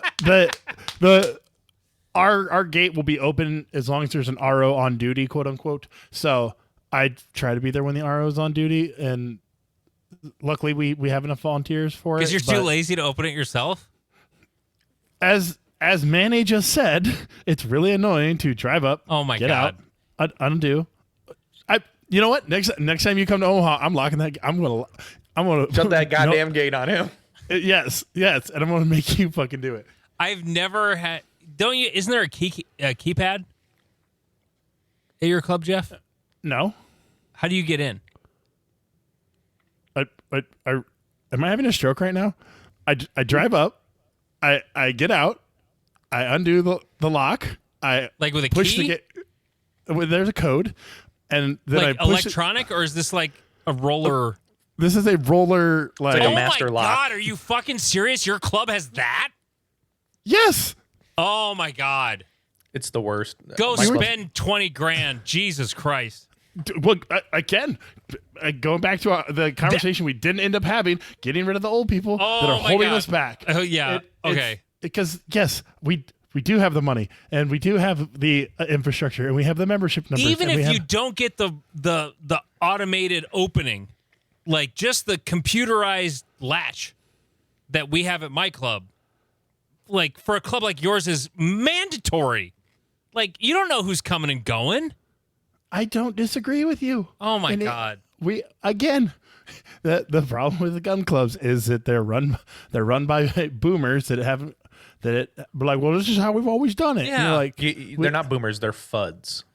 true. They're fuds, and Because a lot, I mean, boomers are, You can be a boomer, but not be a fud. yes, this is true. But they can be a FUD and not be a boomer. This is true. But most boomers are fuds. All most thumbs fuds are are fingers, boomers. but not all fingers are thumbs. Phalanges. So like at not my personal club, but the other club where we shoot USPSA here, there is a old retired guy who he doesn't have anything better to do, and he got on the board, and so he's like, well, I'm going to do stuff. So like whatever he wants to do with like the regular rifle ranges and the pistol range, like sure, whatever, but then he'll go back to the tactical bays where the USPSA club is sort of the primary tenant. There is the GSSF that happens once a year back there, but really outside of, and like members can't even use those bays without a range officer present. So basically anybody who uses it when the club is open only 3 days a week, they would have to have a range officer or be there with another range officer if they wanted to shoot. So this guy goes back there and, I'm going to just take out all these trees over here because then it'll have more room for parking. Well, he tears out all the trees, and now all of a sudden our bathroom is gone because What? No bathroom? well, there was no actual toilet for the guys. There's a clubhouse toilet for the ladies to go to that they have to walk 100 yards for, but there is a toilet for them. But like we just go behind the shed, and there were trees, so if someone's in the parking lot, you just take a piss, nobody can see you. But then all the trees get torn out, and then it's like, oh, so they literally put up a giant 4x8 sheet of plywood that is the bathroom, so that the dudes Jesus. can go take a piss behind there. At that point, go get a porta shitter. What the Well, fuck? I mean, I also suggested that. But a But nice one, the- like a handicap one, so you can be like have like a safety table in it, kind of maybe, Well- or at least enough room to do your business. Oh, well, the vault toilets they're going to put at the new range in South Dakota. Funny enough, I told somebody about that show, and I'm like, screw the porta potties. Let's just get a vault toilet. Vault Like, toilet. Yep. Concrete vault toilet. Then it can be a safe area. Hell yeah. But and then the guy is also bored another day. He's like, oh, we've got all these volunteer trees growing in the berm. I'm going to tear those out. Then they destroys your berm. What can go wrong? You got this old guy who's bored with nothing to do, running around. He's doing all these projects. This reminds me of something else going on in my life right now. What the hell is it? Your midlife crisis. No, He's way past that. it was a subtle joke. You didn't catch it. That's okay. Anyway, Well, yes. I think Jeff caught it. Yes, I did. So, Manny, as someone who has been a match director for large matches before, from the back end of it, do you prefer dealing with catering lunch or dealing the prize table? Ooh, so catering lunch is a pain in the butt because you got to deal with it. I wish I would have listened or known about this awesome thing called Subway box lunches. Yes. Because we Yes. did something similar, like a sandwich line where everybody has to get, mind you, it's like a quarter mile from our pistol competition bays to the clubhouse to eat said sandwich line. Oh. So it's a pain in the butt to then move everybody there and back. I mean, yes, we have a big old caravan trail wagon behind the tractor, which is fine, but box lunches would have been way easier and better. I wish I knew about that when I was match directing a big match. And prize table, we would just do random. We'd take care of our staff with good prizes, and then when I was the match director for my match, I didn't get a lot of good sponsorships because I didn't know a lot of people at the time in the sport. So I only knew a few. So my staff got taken care of, and then we did random draw, like a check-in for what was kind of left, what we kind of put away for the shooters, which weren't great, but the shooters who got them they were nice. They enjoyed them. They were like some ammo cans that hold magazines and stuff like that. But Yeah. everyone who's like, oh, we need to have prize tables at the end of the match. I'm like, do you wish to stay until 9:00 at night on Sunday after the match to do a prize table? Because I would like to go home at some point after I've been here for a whole Yeah. week.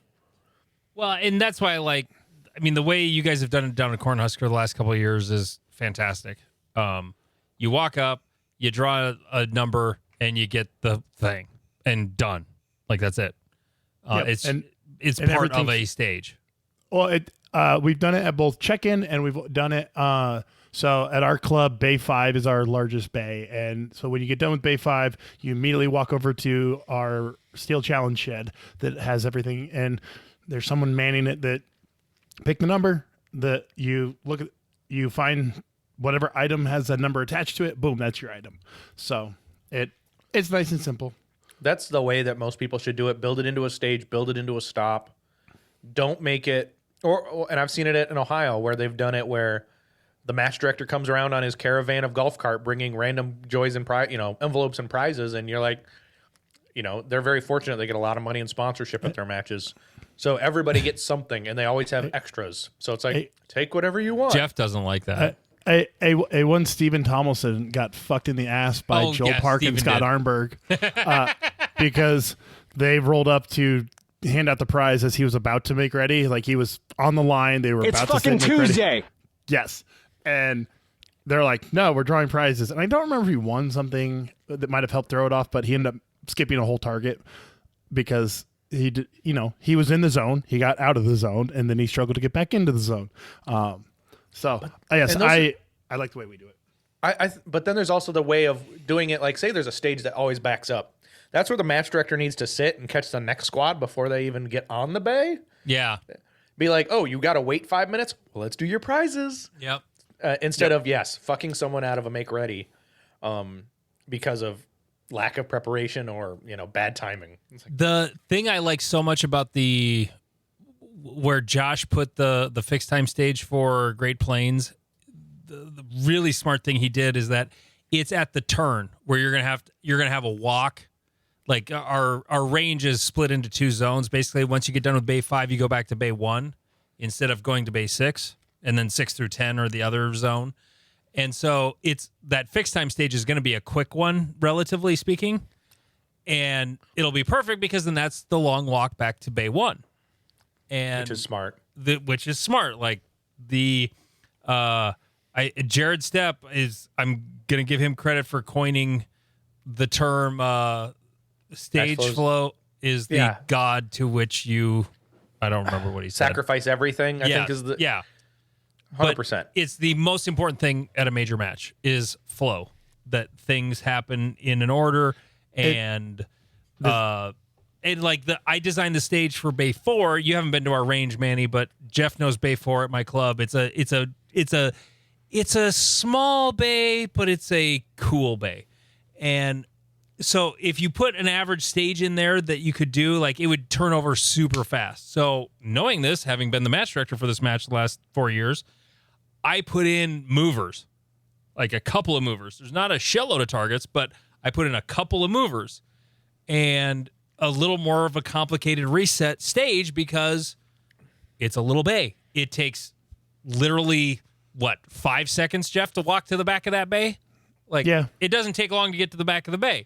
Nope. So probably the most complicated reset is going to be on that little bay right before the fixed time stage that will turn over quickly. Yep. Oh, yeah. And I've been figuring this out for my new local match that I'm working on getting started. Our first match is in May. How many squads I can have. And I'm like, well, because I've got a super small bay right before a huge bay. So I'm like, I got to leave that open so no one starts on it because you finish the first stage in 10 minutes. Guess what? You're walking to the big bay and you're going to be backed up all day. Yeah. Match flow is, even at a local match flow is important and people don't understand it for the most part. No, because at a match where match flow goes well, you don't notice it. Nope. And so you start talking about stages and prize tables and blah, blah, blah, blah. But at a match where you got backed up on a bay for 2 hours, that's the only thing you remember. Yep. You don't remember the stages. You don't remember the lunch. You don't remember nothing. You remember fucking sitting in the sun going, oh, why did I come out here and do this?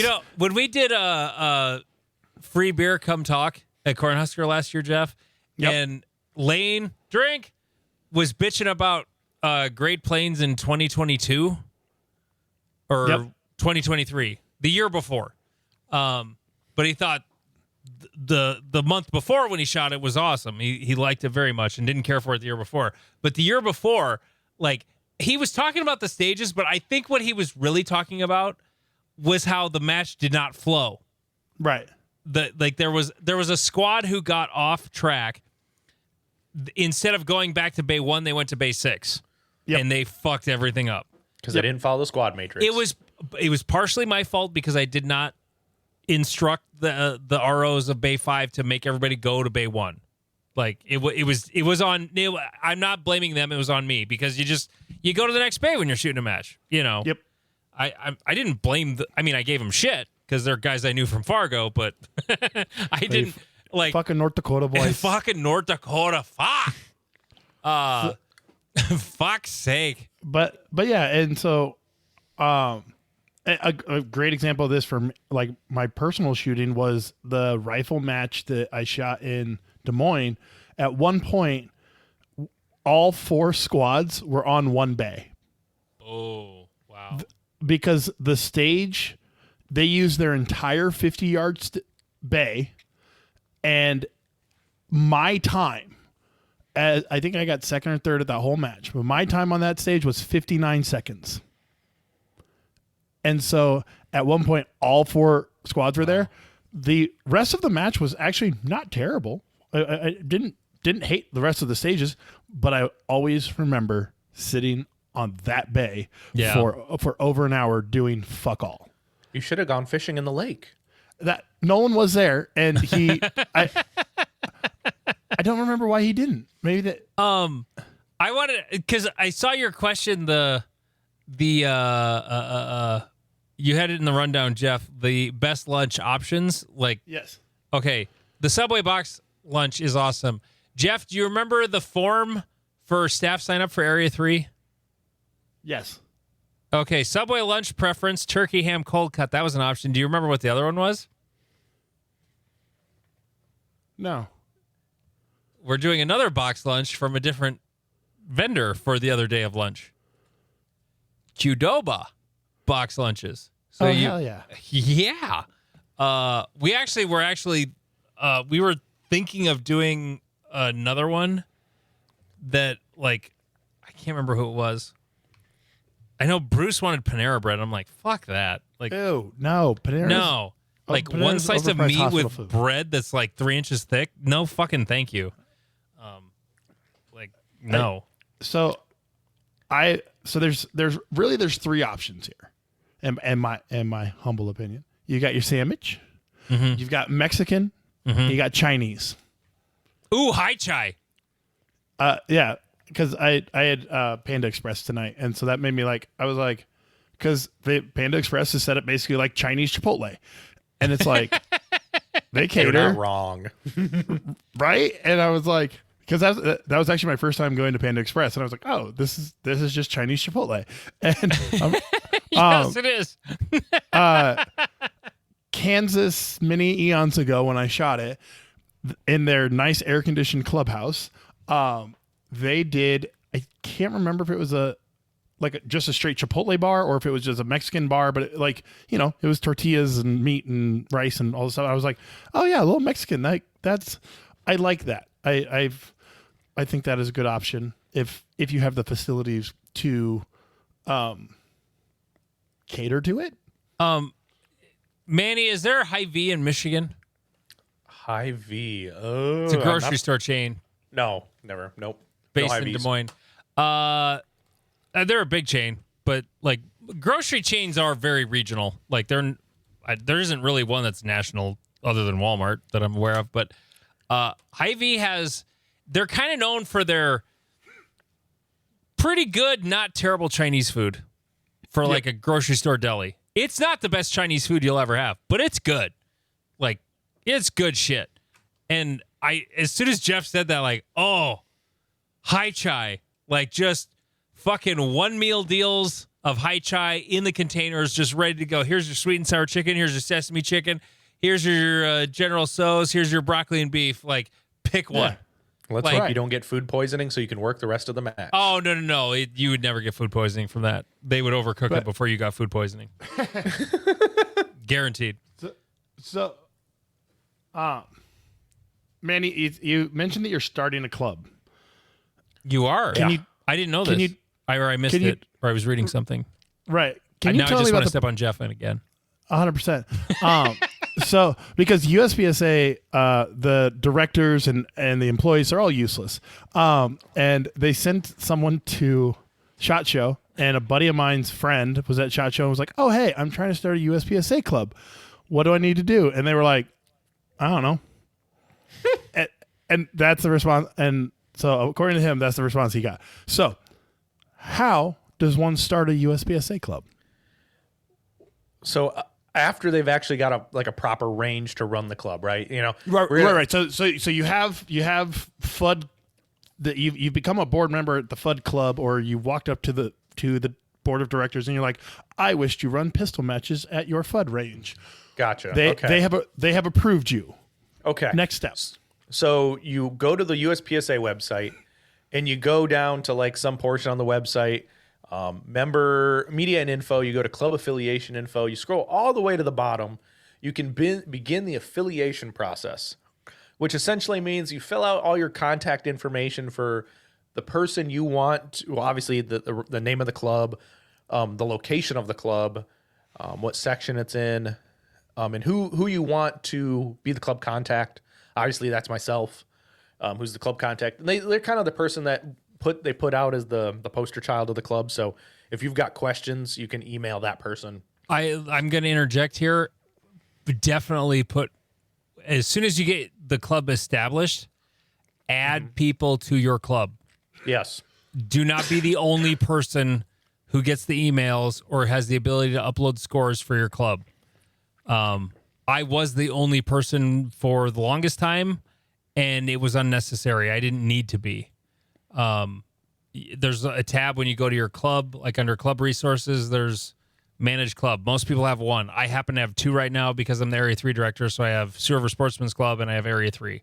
But like when I go to Sioux River Sportsman's Club, then I've got me and Josh are the two people, and I plan on adding other people because I don't want to run all the matches anymore. At my club. Anyway, sorry, Manny, continue. Right. So you put that information in, after you get all that filled out, you go to the next page, and essentially what you're saying is you need to find 10 USPSA members who want you to have a club. Now, some people read like literally, I need 3 members of my gun club or 10 members of my gun club to be USPSA members. It's not what they're asking. They're asking, can you find 10 USPSA members that you can put on this form? Yeah, they don't have to be anywhere near you. Right. So essentially it means, can you find enough USPSA numbers, which is not hard, to be at least smart and put them people like in your section so no one ever looks at this? Hey, is the club lookup or the lookup by name, is that only available to people who run a club? No, an ineligible competitor lookup is only for people who have access to a club. Oh, okay. But lookup by name. So you could just like look up a bunch of people and I could have put you could Andy just go Erickson through, on mine. You could just go through practice score and get member numbers. Right. A1000000. A1000001. Just as long as the numbers are still they'll active. check them. They will check them. So, okay. And you fill that out, you put whatever section you're in. So obviously, like in mine, I'm in the Michigan section. I just happen to know, well, I'm also the deputy section coordinator of Michigan, so I know the section coordinator. So I bothered him. And, it's essentially the guy who fills in if the other guy can't do it. So I'm just there for good looks and taking meeting minutes. But anywho, You guys have meetings? Oh yeah, at least twice a year. And I wish we had more because we're talking so much in the past. It's quite annoying. Oh God, I want to come back to that. Continue. But you fill it out. You say, does your section coordinator know about this and would approve it? And like, yep. Which then you fill out the whole form. You don't pay yet. You don't have to pay your affiliation fee yet. It gets sent off to Heather at headquarters. She looks at it. She sends an email to your section coordinator. Your section coordinator then has to give them, the green light. Then Heather comes back to you and takes your $75 affiliation fee. She sets up your club in USPSA, and then whoever set it up as the member who filled out the application then becomes the club contact match director, the first person on the club. And I'm at least smart. I have at least 3 other people on my club right now because I'm smart. But I didn't give all of them access to everything because I didn't want them to have the ability to kick me out of the club. Score uploader. Yep. Score uploader is all you need to do. Well, and the nice thing is if somebody else has to pay the fees, you just make them the club accountant and they don't get, all they can do is pay your match fees. Yeah, and they can't dick with anything else. You mentioned Rick Brotzel earlier. As far as uploading scores, he has made it so easy on the website. Oh, 100%. It is brainless. Like when we affiliated, you still had to like take a file and upload it. It wasn't long after that in 2021 or 2020 when the function first you can like store the club credit card.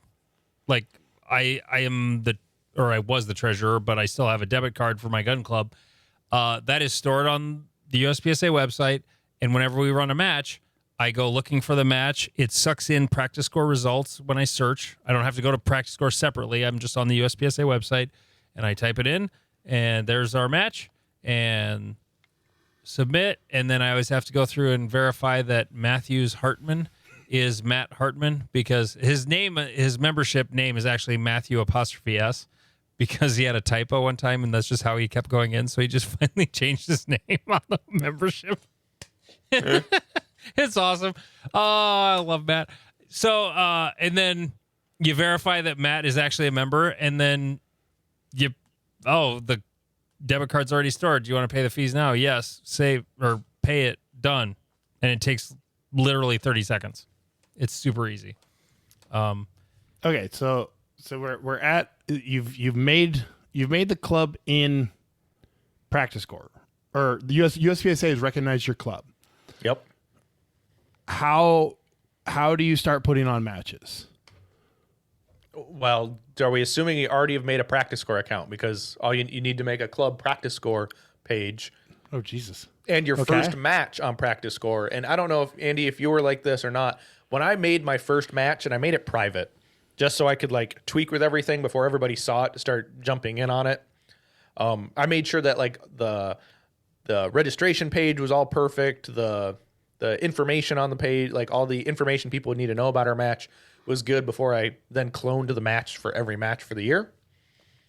Because I don't definitely do that before you start cloning. Make sure it's good, because then if you clone a bunch of bad ones, then you have a bunch of bad ones. Yeah, and then you got to fix them, and they're a pain in the butt. Yeah. And make sure squatting is on before you do all the cloning.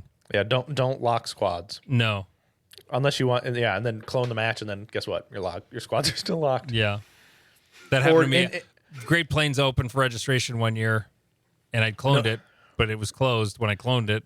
But practice score needs to fix that thing we've been taught here, and you guys talked about for months. The nomenclature on allowing people to squad without approval. Oh, God. After they pay. It's annoying. Oh, God, it's annoying. Okay. It's like a secret. So you've made your practice score. Yep. How do you get your first match going? Like, well, you'd go to your club dashboard and you create an event, you add a new match, and they'll let you pick what type of match. If it's a USPSA level 1, a multi-gun, a time plus, a PCSL. You make your registration, and now there's some preset things because you say it's a USPSA level 1. There's a form, like a registration form that's kind of pre-filled out or designed, and you can tweak it, and you can add special fields. Like, are you an Eastern Nebraska gun club member or whatever your thing's called? What type of sandwich would you like from Subway for the section match? What shirt size, you fat ass, do you need to wear? Would you like 17X? 17X? Fit 40 dudes in that shirt. But you built that. You're making a match. You figure out how many squads you're gonna have. It takes a little bit of tweaking, especially if you've never played in practice score. I have access to currently 3 clubs worth of practice score events. Because I help my other gun club that I'm a board of director on. I help run those USPSA matches. I help Cardinal Practical Shooters with some of their sponsorship and stuff. I'm a glutton for volunteering, I guess, and I can't say no sometimes. And then I made my own club. So now, wait. Let me interject real quick. Okay. One thing your club must have before you even get to practice score is a Stripe account, and that will require most likely. Well, it requires a bank account at an actual bank. And for a club to have a bank account, then you have to have all the officers and all the paperwork and all that bullshit. Mm-hmm. So that's a little bit of a pain in the ass. If you take online payments, you have to have a Stripe account. But if you don't take online payments, say you're just a local 1 match and you're only going to run level 1s, and you choose to take cash, you don't need a Stripe account. But don't do that, because you'll hate yourself. Because then you have to go to the bank and you have to deal with cash and you have to deal with money, and that's awful. Don't do it. In my Just FUDs, set up a club where you don't, and do it in a place where you don't have FUDs. We're like, wow, we don't want to do that. Hey, if we deal with cash, they're going to steal the money. Like, someone could steal the cash. If it's all online, no one can steal it. That's how you get around the FUDs. Well, they do that, but then our FUDs and this new club is they're young enough, and they're like, well, we're cheap asses, and we don't want to pay any fees, so we're going to use Zelle. Oh God! Just mark it up. $2. Fuck. I know. God Right. damn it! That's so dumb. It's like I went to a restaurant the other day, and they literally put on there the card fee markup. Actually, it was fucking Pizza Ranch when we went there last Friday. They're like, oh, we have a card fee of $1, whatever. It's basically what the card fees will be. Just mark up your fucking product. Oh my God, absolutely, Andy. I totally agree. I'm God. tired of seeing or like we're gonna add 3% to your bill if you use a card. I'm like, that means you're losing that money in your tip because I'm a dick. Okay, so we've done most of the back end shit. Mm-hmm. For your first match, have you made your props and your walls and all that shit, or God. you? So this club is a brand new club. So today, while like at 8 a.m. until 1 o'clock, I was ripping boards off a table saw to build walls. We're gonna build our walls next weekend. So we were literally cutting wood all day today to build our club props. So if you start with nothing, and you have minimal tools, I mean, you're going to need, I would say, like I learned from a local club here, the one I'm assistant match director at, from that match director who's been around, he's been around for 15 years. He's a cool dude, definitely not a FUD. But I say that and it makes people think that he actually is a FUD. No, he's a really good dude, super cool on practical shooting, and he knows what he's talking about. So I learned from him, and Tanfo Timmy, right? You take the labor, you have to put some labor into it. You're better off buying 2x4s and making 2x2 walls instead of buying crappy 2x2s. Okay. Because it's cheaper in the long run, because a 2x2 is got to be 3.5, almost 375 probably. It goes up and down a lot. It'll be going up. Right. That's why we bought wood recently. I honestly disagree, especially when it comes to the 2x2s, because if you get naughty boards, then they just fucking break. I've been there, done that, and as long as you buy your lumber at Home Depot and not Menards, I don't know. Home Depot wood was bad today, though. Like we had all our wood came from Home. Yeah, I've had great luck with Home Depot. Like it's the only place I'll buy lumber for the club. Well, it wasn't. It didn't fall apart. It wasn't bad, but it had a shit ton of knots that I'm just like, well, that's the problem with ripping boards is you get all the knot. But your likelihood of them being more straight and not warped is higher with a 2x4 than a 2x2. I've seen some pretty jacked up 2x2s. Oh, you were just ripping 2x4s? Yeah. Oh, okay. That's not. I thought you were ripping like 2x6s or 2x10s. Like we were making target sticks out of 2x10s, and I was like, I'm over it. No, we're just gonna buy the fucking furring strips, like the 1x2s. So I'll rip 2x4s down for target sticks as well. Learn that from Tanfo Timmy and my buddy Chris. I prefer to just buy things and then put them together, and not buy things and then cut them and then put them together. Because we have, I'm in an established club that has money, though. Yeah, this is true. When we literally started with, we needed to get the board to allow us to spend $3,000 to even start our club. Yeah, and it's like we'd have loved metal target stands, but we're like, we can't afford that in the first year, so we're putting 2x4 target stand. I mean, it's ridiculously expensive still. Finding someone at your club who knows how to weld, who knows how to fabricate, just basic shit. They don't need to be like, making fancy shit out of steel, but they just need to know how to, use a grinder and use a welder and use, not even a plasma cutter, just like know how to make target stands. I know. I think we've talked about this before, but I can't remember if we did or not. But is there a USPSA centralized location to find the information of like a standard target stand or like it's coming. The walls? Good. Robert Wyatt is working on that with my buddy Dan Click. Yeah, and but it's in the works. And reach like I'm willing to share information that I've learned from all the sources that I've drug them through. Right, you talk to all these match directors who've been around a while. They know a thing or it's like the farmers commercial. They know a thing or two because they've seen a thing or two. Yeah. And that's the best thing. Knowledge. The only problem is the org should have this information, which it's coming. But right. Well, and not everyone's scenario is going to be the best for everybody either. Right. Because of range restrictions. True, but like what we're talking about, you are able to pull information from match directors because you have access to match directors versus like, hey, I like this sport. This is cool. We should get this started.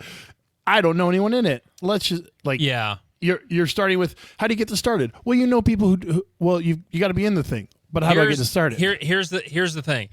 I'm going to say this right now, and I can only speak for myself because we had a brand new club in Area 3. By the way, some clubs have chosen to just not join a section and be independent, and in which case then the area director has to approve it. So twice so far I've had to approve independent clubs. One of them is in far western Nebraska. Yeah. And I believe Sydney, Nebraska. And like they had questions. They sent me an email and I said, like, they didn't know how to do a stage brief. I was like, here's the stage briefs from Great Plains last year. Pattern them after these. Now this is super technical. This is like a perfect stage brief that probably had a unloaded start in it, courtesy of Scott Arnberg. You mean all 6 of them? Yeah, there was a lot that year. But there's the here it is. Like if you have questions about doing club stuff, honestly, like don't be afraid to contact your section coordinator or area director. And if neither of them answer, email me or message me. Like I may not respond right away. I will respond eventually. Our Reddit would be a great place. You'll get probably more feedback than you want. Some of it will be kind of shitty and some of it will be great. Well, so even speaking of Reddit, right? So when I was looking up researching, well, how do I want to build my walls, or what do I want to use for wall bases? Yeah, how do you build your walls? What are your walls? Because Jeff's club's walls are way different than my walls. So so I took 2 2x4s, I ripped them down in 2x2s. The top piece is going to be 8 foot long. So that's other than it was ripped, that's a long, natural cut board, or for whatever they gave it to me. I then take two of the rippings and I cut them down to 6 feet. And then I'm going to screw the uncut board to the top of those. And that's the top. And then at 4 feet tall or 4 feet down, I'm going to put the middle bar or the last piece of 2x4 or 2x2. And I'm going to cut that down to 7 feet 9 inches, and I'm going to put it in between the 2 uprights. And that's going to make me my frame of my wall. And then I'll take what's 7 feet 9 inches? The bottom part of the wall. All right, so the part that goes in between the two down pillars. Okay. And then the 2 feet that I cut off of the 2 uprights, because it's only going to be a 6 foot wall, or 6 inches, 6 feet 1.5 inches tall. I'm taking those leftover 2 feet pieces, cutting them down to 1 feet, mitering them at 45 degrees, and using those as the braces in the corners of the walls, and then putting the mesh on it. I do basically the same thing except with 2x2s. Can I make 3 suggestions? No, these are all legitimate. One, when you make your port, make it from the one. One big port top from to top to bottom. Top to bottom. That way you can cover it and make a port if you so desire, but it's more useful that way. And you can customize it at any time with a piece of plywood. Instead of being stuck with some shitty you can make port. it low. Yes. The permanent port in the middle or the permanent one on the bottom, bad idea. I'm about to burn all of ours at my club. Number 2, make a diagonal port. At least one. They're interesting. They can be. Yeah, but then you gotta dig. But then you gotta dig it out of the back of the shed because nobody likes to use it, and then you gotta dig it out and find it. No, you gotta train people that it's good. Yes. Or just leave it covered most of the time. Then it ends up with the regular walls. And the last one, make mini walls. Like 2 foot walls? Yes. Yes. We have we have I think 6 or 8 2 foot walls right now, and we're gonna make more this year. And they're way better than barrel stacks. We have almost eliminated barrels out at our club because we because you came to Great Plains and you saw our 2 foot walls and you're like, that's a good idea. I don't remember. You don't have to worry about barrel strikes that way. It makes it definitely a hell of a lot smarter. Yep. And they're lighter. They're easier to store. Like they're just a super convenient. So having little 2 foot, little 4 foot walls. But that you could be I like drop kicking barrels though. I don't disagree with you. Like, it is fun. Find your local Muay Thai school, and they'll teach you how to teep, and you can teep humans. It's way more fun. Manny, what do you like for the cover of the wall? Like the snow fencing? Well, that or I've never been a big fan of like the permanent, like the coroplast. I don't even know what that is. Or like opaque walls. Oh yeah. So mostly it was usually with coroplast back in the day, but I don't know. I'm a green mesh kind of person. I don't know, slash orange. So snow fence, I've moved beyond snow fence. I'm too good for snow fence. Because you have to plow snow all the time, and well, it makes my ass itch a little bit. I plowed snow yesterday. Like, I plowed a fair amount of snow yesterday, and by the time I drove home, it had warmed up so much there wasn't any fucking snow on the ground. It was the weirdest thing. No, the like plastic chicken wire or chicken fence is awesome because it makes the wall super light. You don't think like 8 feet of snow fence is heavy until you have 8 feet of 4-foot chicken wire that's made out of plastic that's super thin. We have a handful of walls, which in South Dakota, it's fucking windy and anything catches air. Like snow fence catches air. This stuff doesn't catch air. These walls don't blow down in the wind. Like, we had a brand new wall that we built last year that snapped off the first day of the match because the wind started blowing. Like, that's the thing. You'll have to send me a link to this stuff, whatever you use. I think I got it it was either Home Depot or Menards. I can't remember. But, like, it's black plastic chicken wire or chicken fencing. The other thing I really like a lot is, and this is a thing I found at Menards, and I've not found it anywhere else, but it's privacy fabric. Like, if you want to make your own, like, privacy curtains for a porch or a deck or something, it's not completely opaque, but it's like 90% opaque, and it's black fabric. It's what we put on our 2-foot walls. So it acts as like a barrel stack. But the cool thing about this stuff is if someone shoots the fabric, you can see it. So you don't even necessarily have to. Once it gets shot up a lot, then you do. But like when it's brand new for a match, you can actually see the bullet holes, and we'll put black pasters on it. So, but it's some sort of black privacy fabric. And if you do want some level of opaque where it's like, I can't really see through it, that's pretty good. We don't use it at our night match, but yeah, it's a thing I like a lot. And are you going to, since you're a brand new club, are you going to have any poppers, or is it just going to be all paper?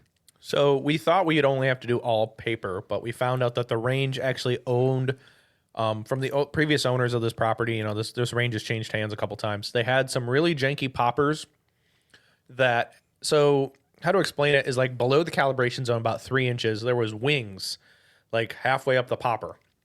And then they hooked to this base that's probably 2 feet tall, like the uprights that come up off of it. And if you smacked it, like the popper fully swings away, and it's like flat, like parallel to the ground, but it's hovering in the air. I found those. I got approval. I'm going to cut those tabs off and rebuild bases. So we'll have a couple large poppers to start and a couple minis. Nice. So we thought we were only going to be able to do paper because we didn't have any in the budget, but they had these poppers, and we're gonna fix them and convert them. Nice. And so the last question about like putting the match on, how are you getting word out to people to show up? That's called the power of a social media guy like myself. So I've been every week or so, or last couple, like every other day, I'll post, hey, we got matches coming up. You know, we're going to shoot matches. And we found a weekend. And yes, Andy, we shoot the same day on the certain weekend because that's how it works for our club and our section, because we don't get to flip around as much as you would like us to. But so I posted on social media, and we got people out there. So our first match, and we can host like 65 people in our match. Our first match in May already has 28 registered shooters. Nice. So, and it's just me posting in my Instagram stories. And I think it helps is when you put all your matches on Practice Score at once. They might not all open at once, but if you put them all on like Practice Score so people can see. this can place start has planning. matches coming. Yeah. I've been doing that. I've literally been like sort of half-assed doing that right now, like while we've been recording for my club. I started cloning last year's last club match and making the new ones for this year. Interesting. Because it's sort of Okay, brainless once you've got them set up. Then I just got to change. And you can dates. also post your matches on USPSA.org on their calendar. Yep. And you're able, I've found back when I was running another club, when I was the club we left after Area 5, I did that and we got people emailing me from USPSA, like shooters who found us through USPSA. So not everyone finds you on Practice Score, but more likely they'll find you through USPSA as well. So I've been doing that as well, and it's been an uptick. And I'm seeing a lot of, and I know a lot of people who shoot in our area because it seems like all the same shooters go to all the different clubs in our section. I'm seeing new names, which is kind of true because Brian Connolly says, every 3 years the sport flips. So we're getting these people I don't even know signing up for matches, which is a good thing. The one thing I think is super, super important to do, or at least something that I've learned about, like, because I was texting with Robert Wyatt this week. They had 7 stages at their club match and 100 and God, how many? Just an obscene number of shooters. They're an anomaly, though, I feel. Them in like Richmond Gun Club in California. Well, I mean, they're in big population centers, but they're also good clubs that are doing a good job. Like Right. it isn't just the population center, because there's clubs in, I mean, Salt Lake City's a lot bigger than Omaha, but it isn't that much bigger than Omaha that they're literally doing 2.5 times the shooters that Omaha is. We have a marketing problem, and we Yes. have a club culture problem as well. Going back to the conversation we didn't have about the old people, because older. We didn't ignore your topic, Jeff. Sorry. No, it just didn't have as much meat to it because I forgot why I wrote it down, and no, I anyways. So, like, we run into older members of our gun club that basically go, I don't want any more people here. We got enough people. And you're like, nope. If we aren't growing, we will die. Like, that's how this game works. We need new blood to replace the old blood. I was one of those people. I replaced old blood. That's why I'm the secretary of my gun club. I hate to do this, but like, we're over 2 hours and my browser is saying the browser is holding a lot of recorded audio for very long sessions. We recommend doing your own tests. If necessary, save your recording at a convenient time and then begin a new one. And we didn't begin a new one. So I've got giant ass files. Manny, this was awesome. Fantastic conversation. We can release this as a part 1 and a part 2. We could, but I'm not going to because I'm lazy. So, but definitely love to have you on again. And anyway, I got to wrap this up. He's Jeff King. I'm Andy Erickson. This is Not Another Shooting Show.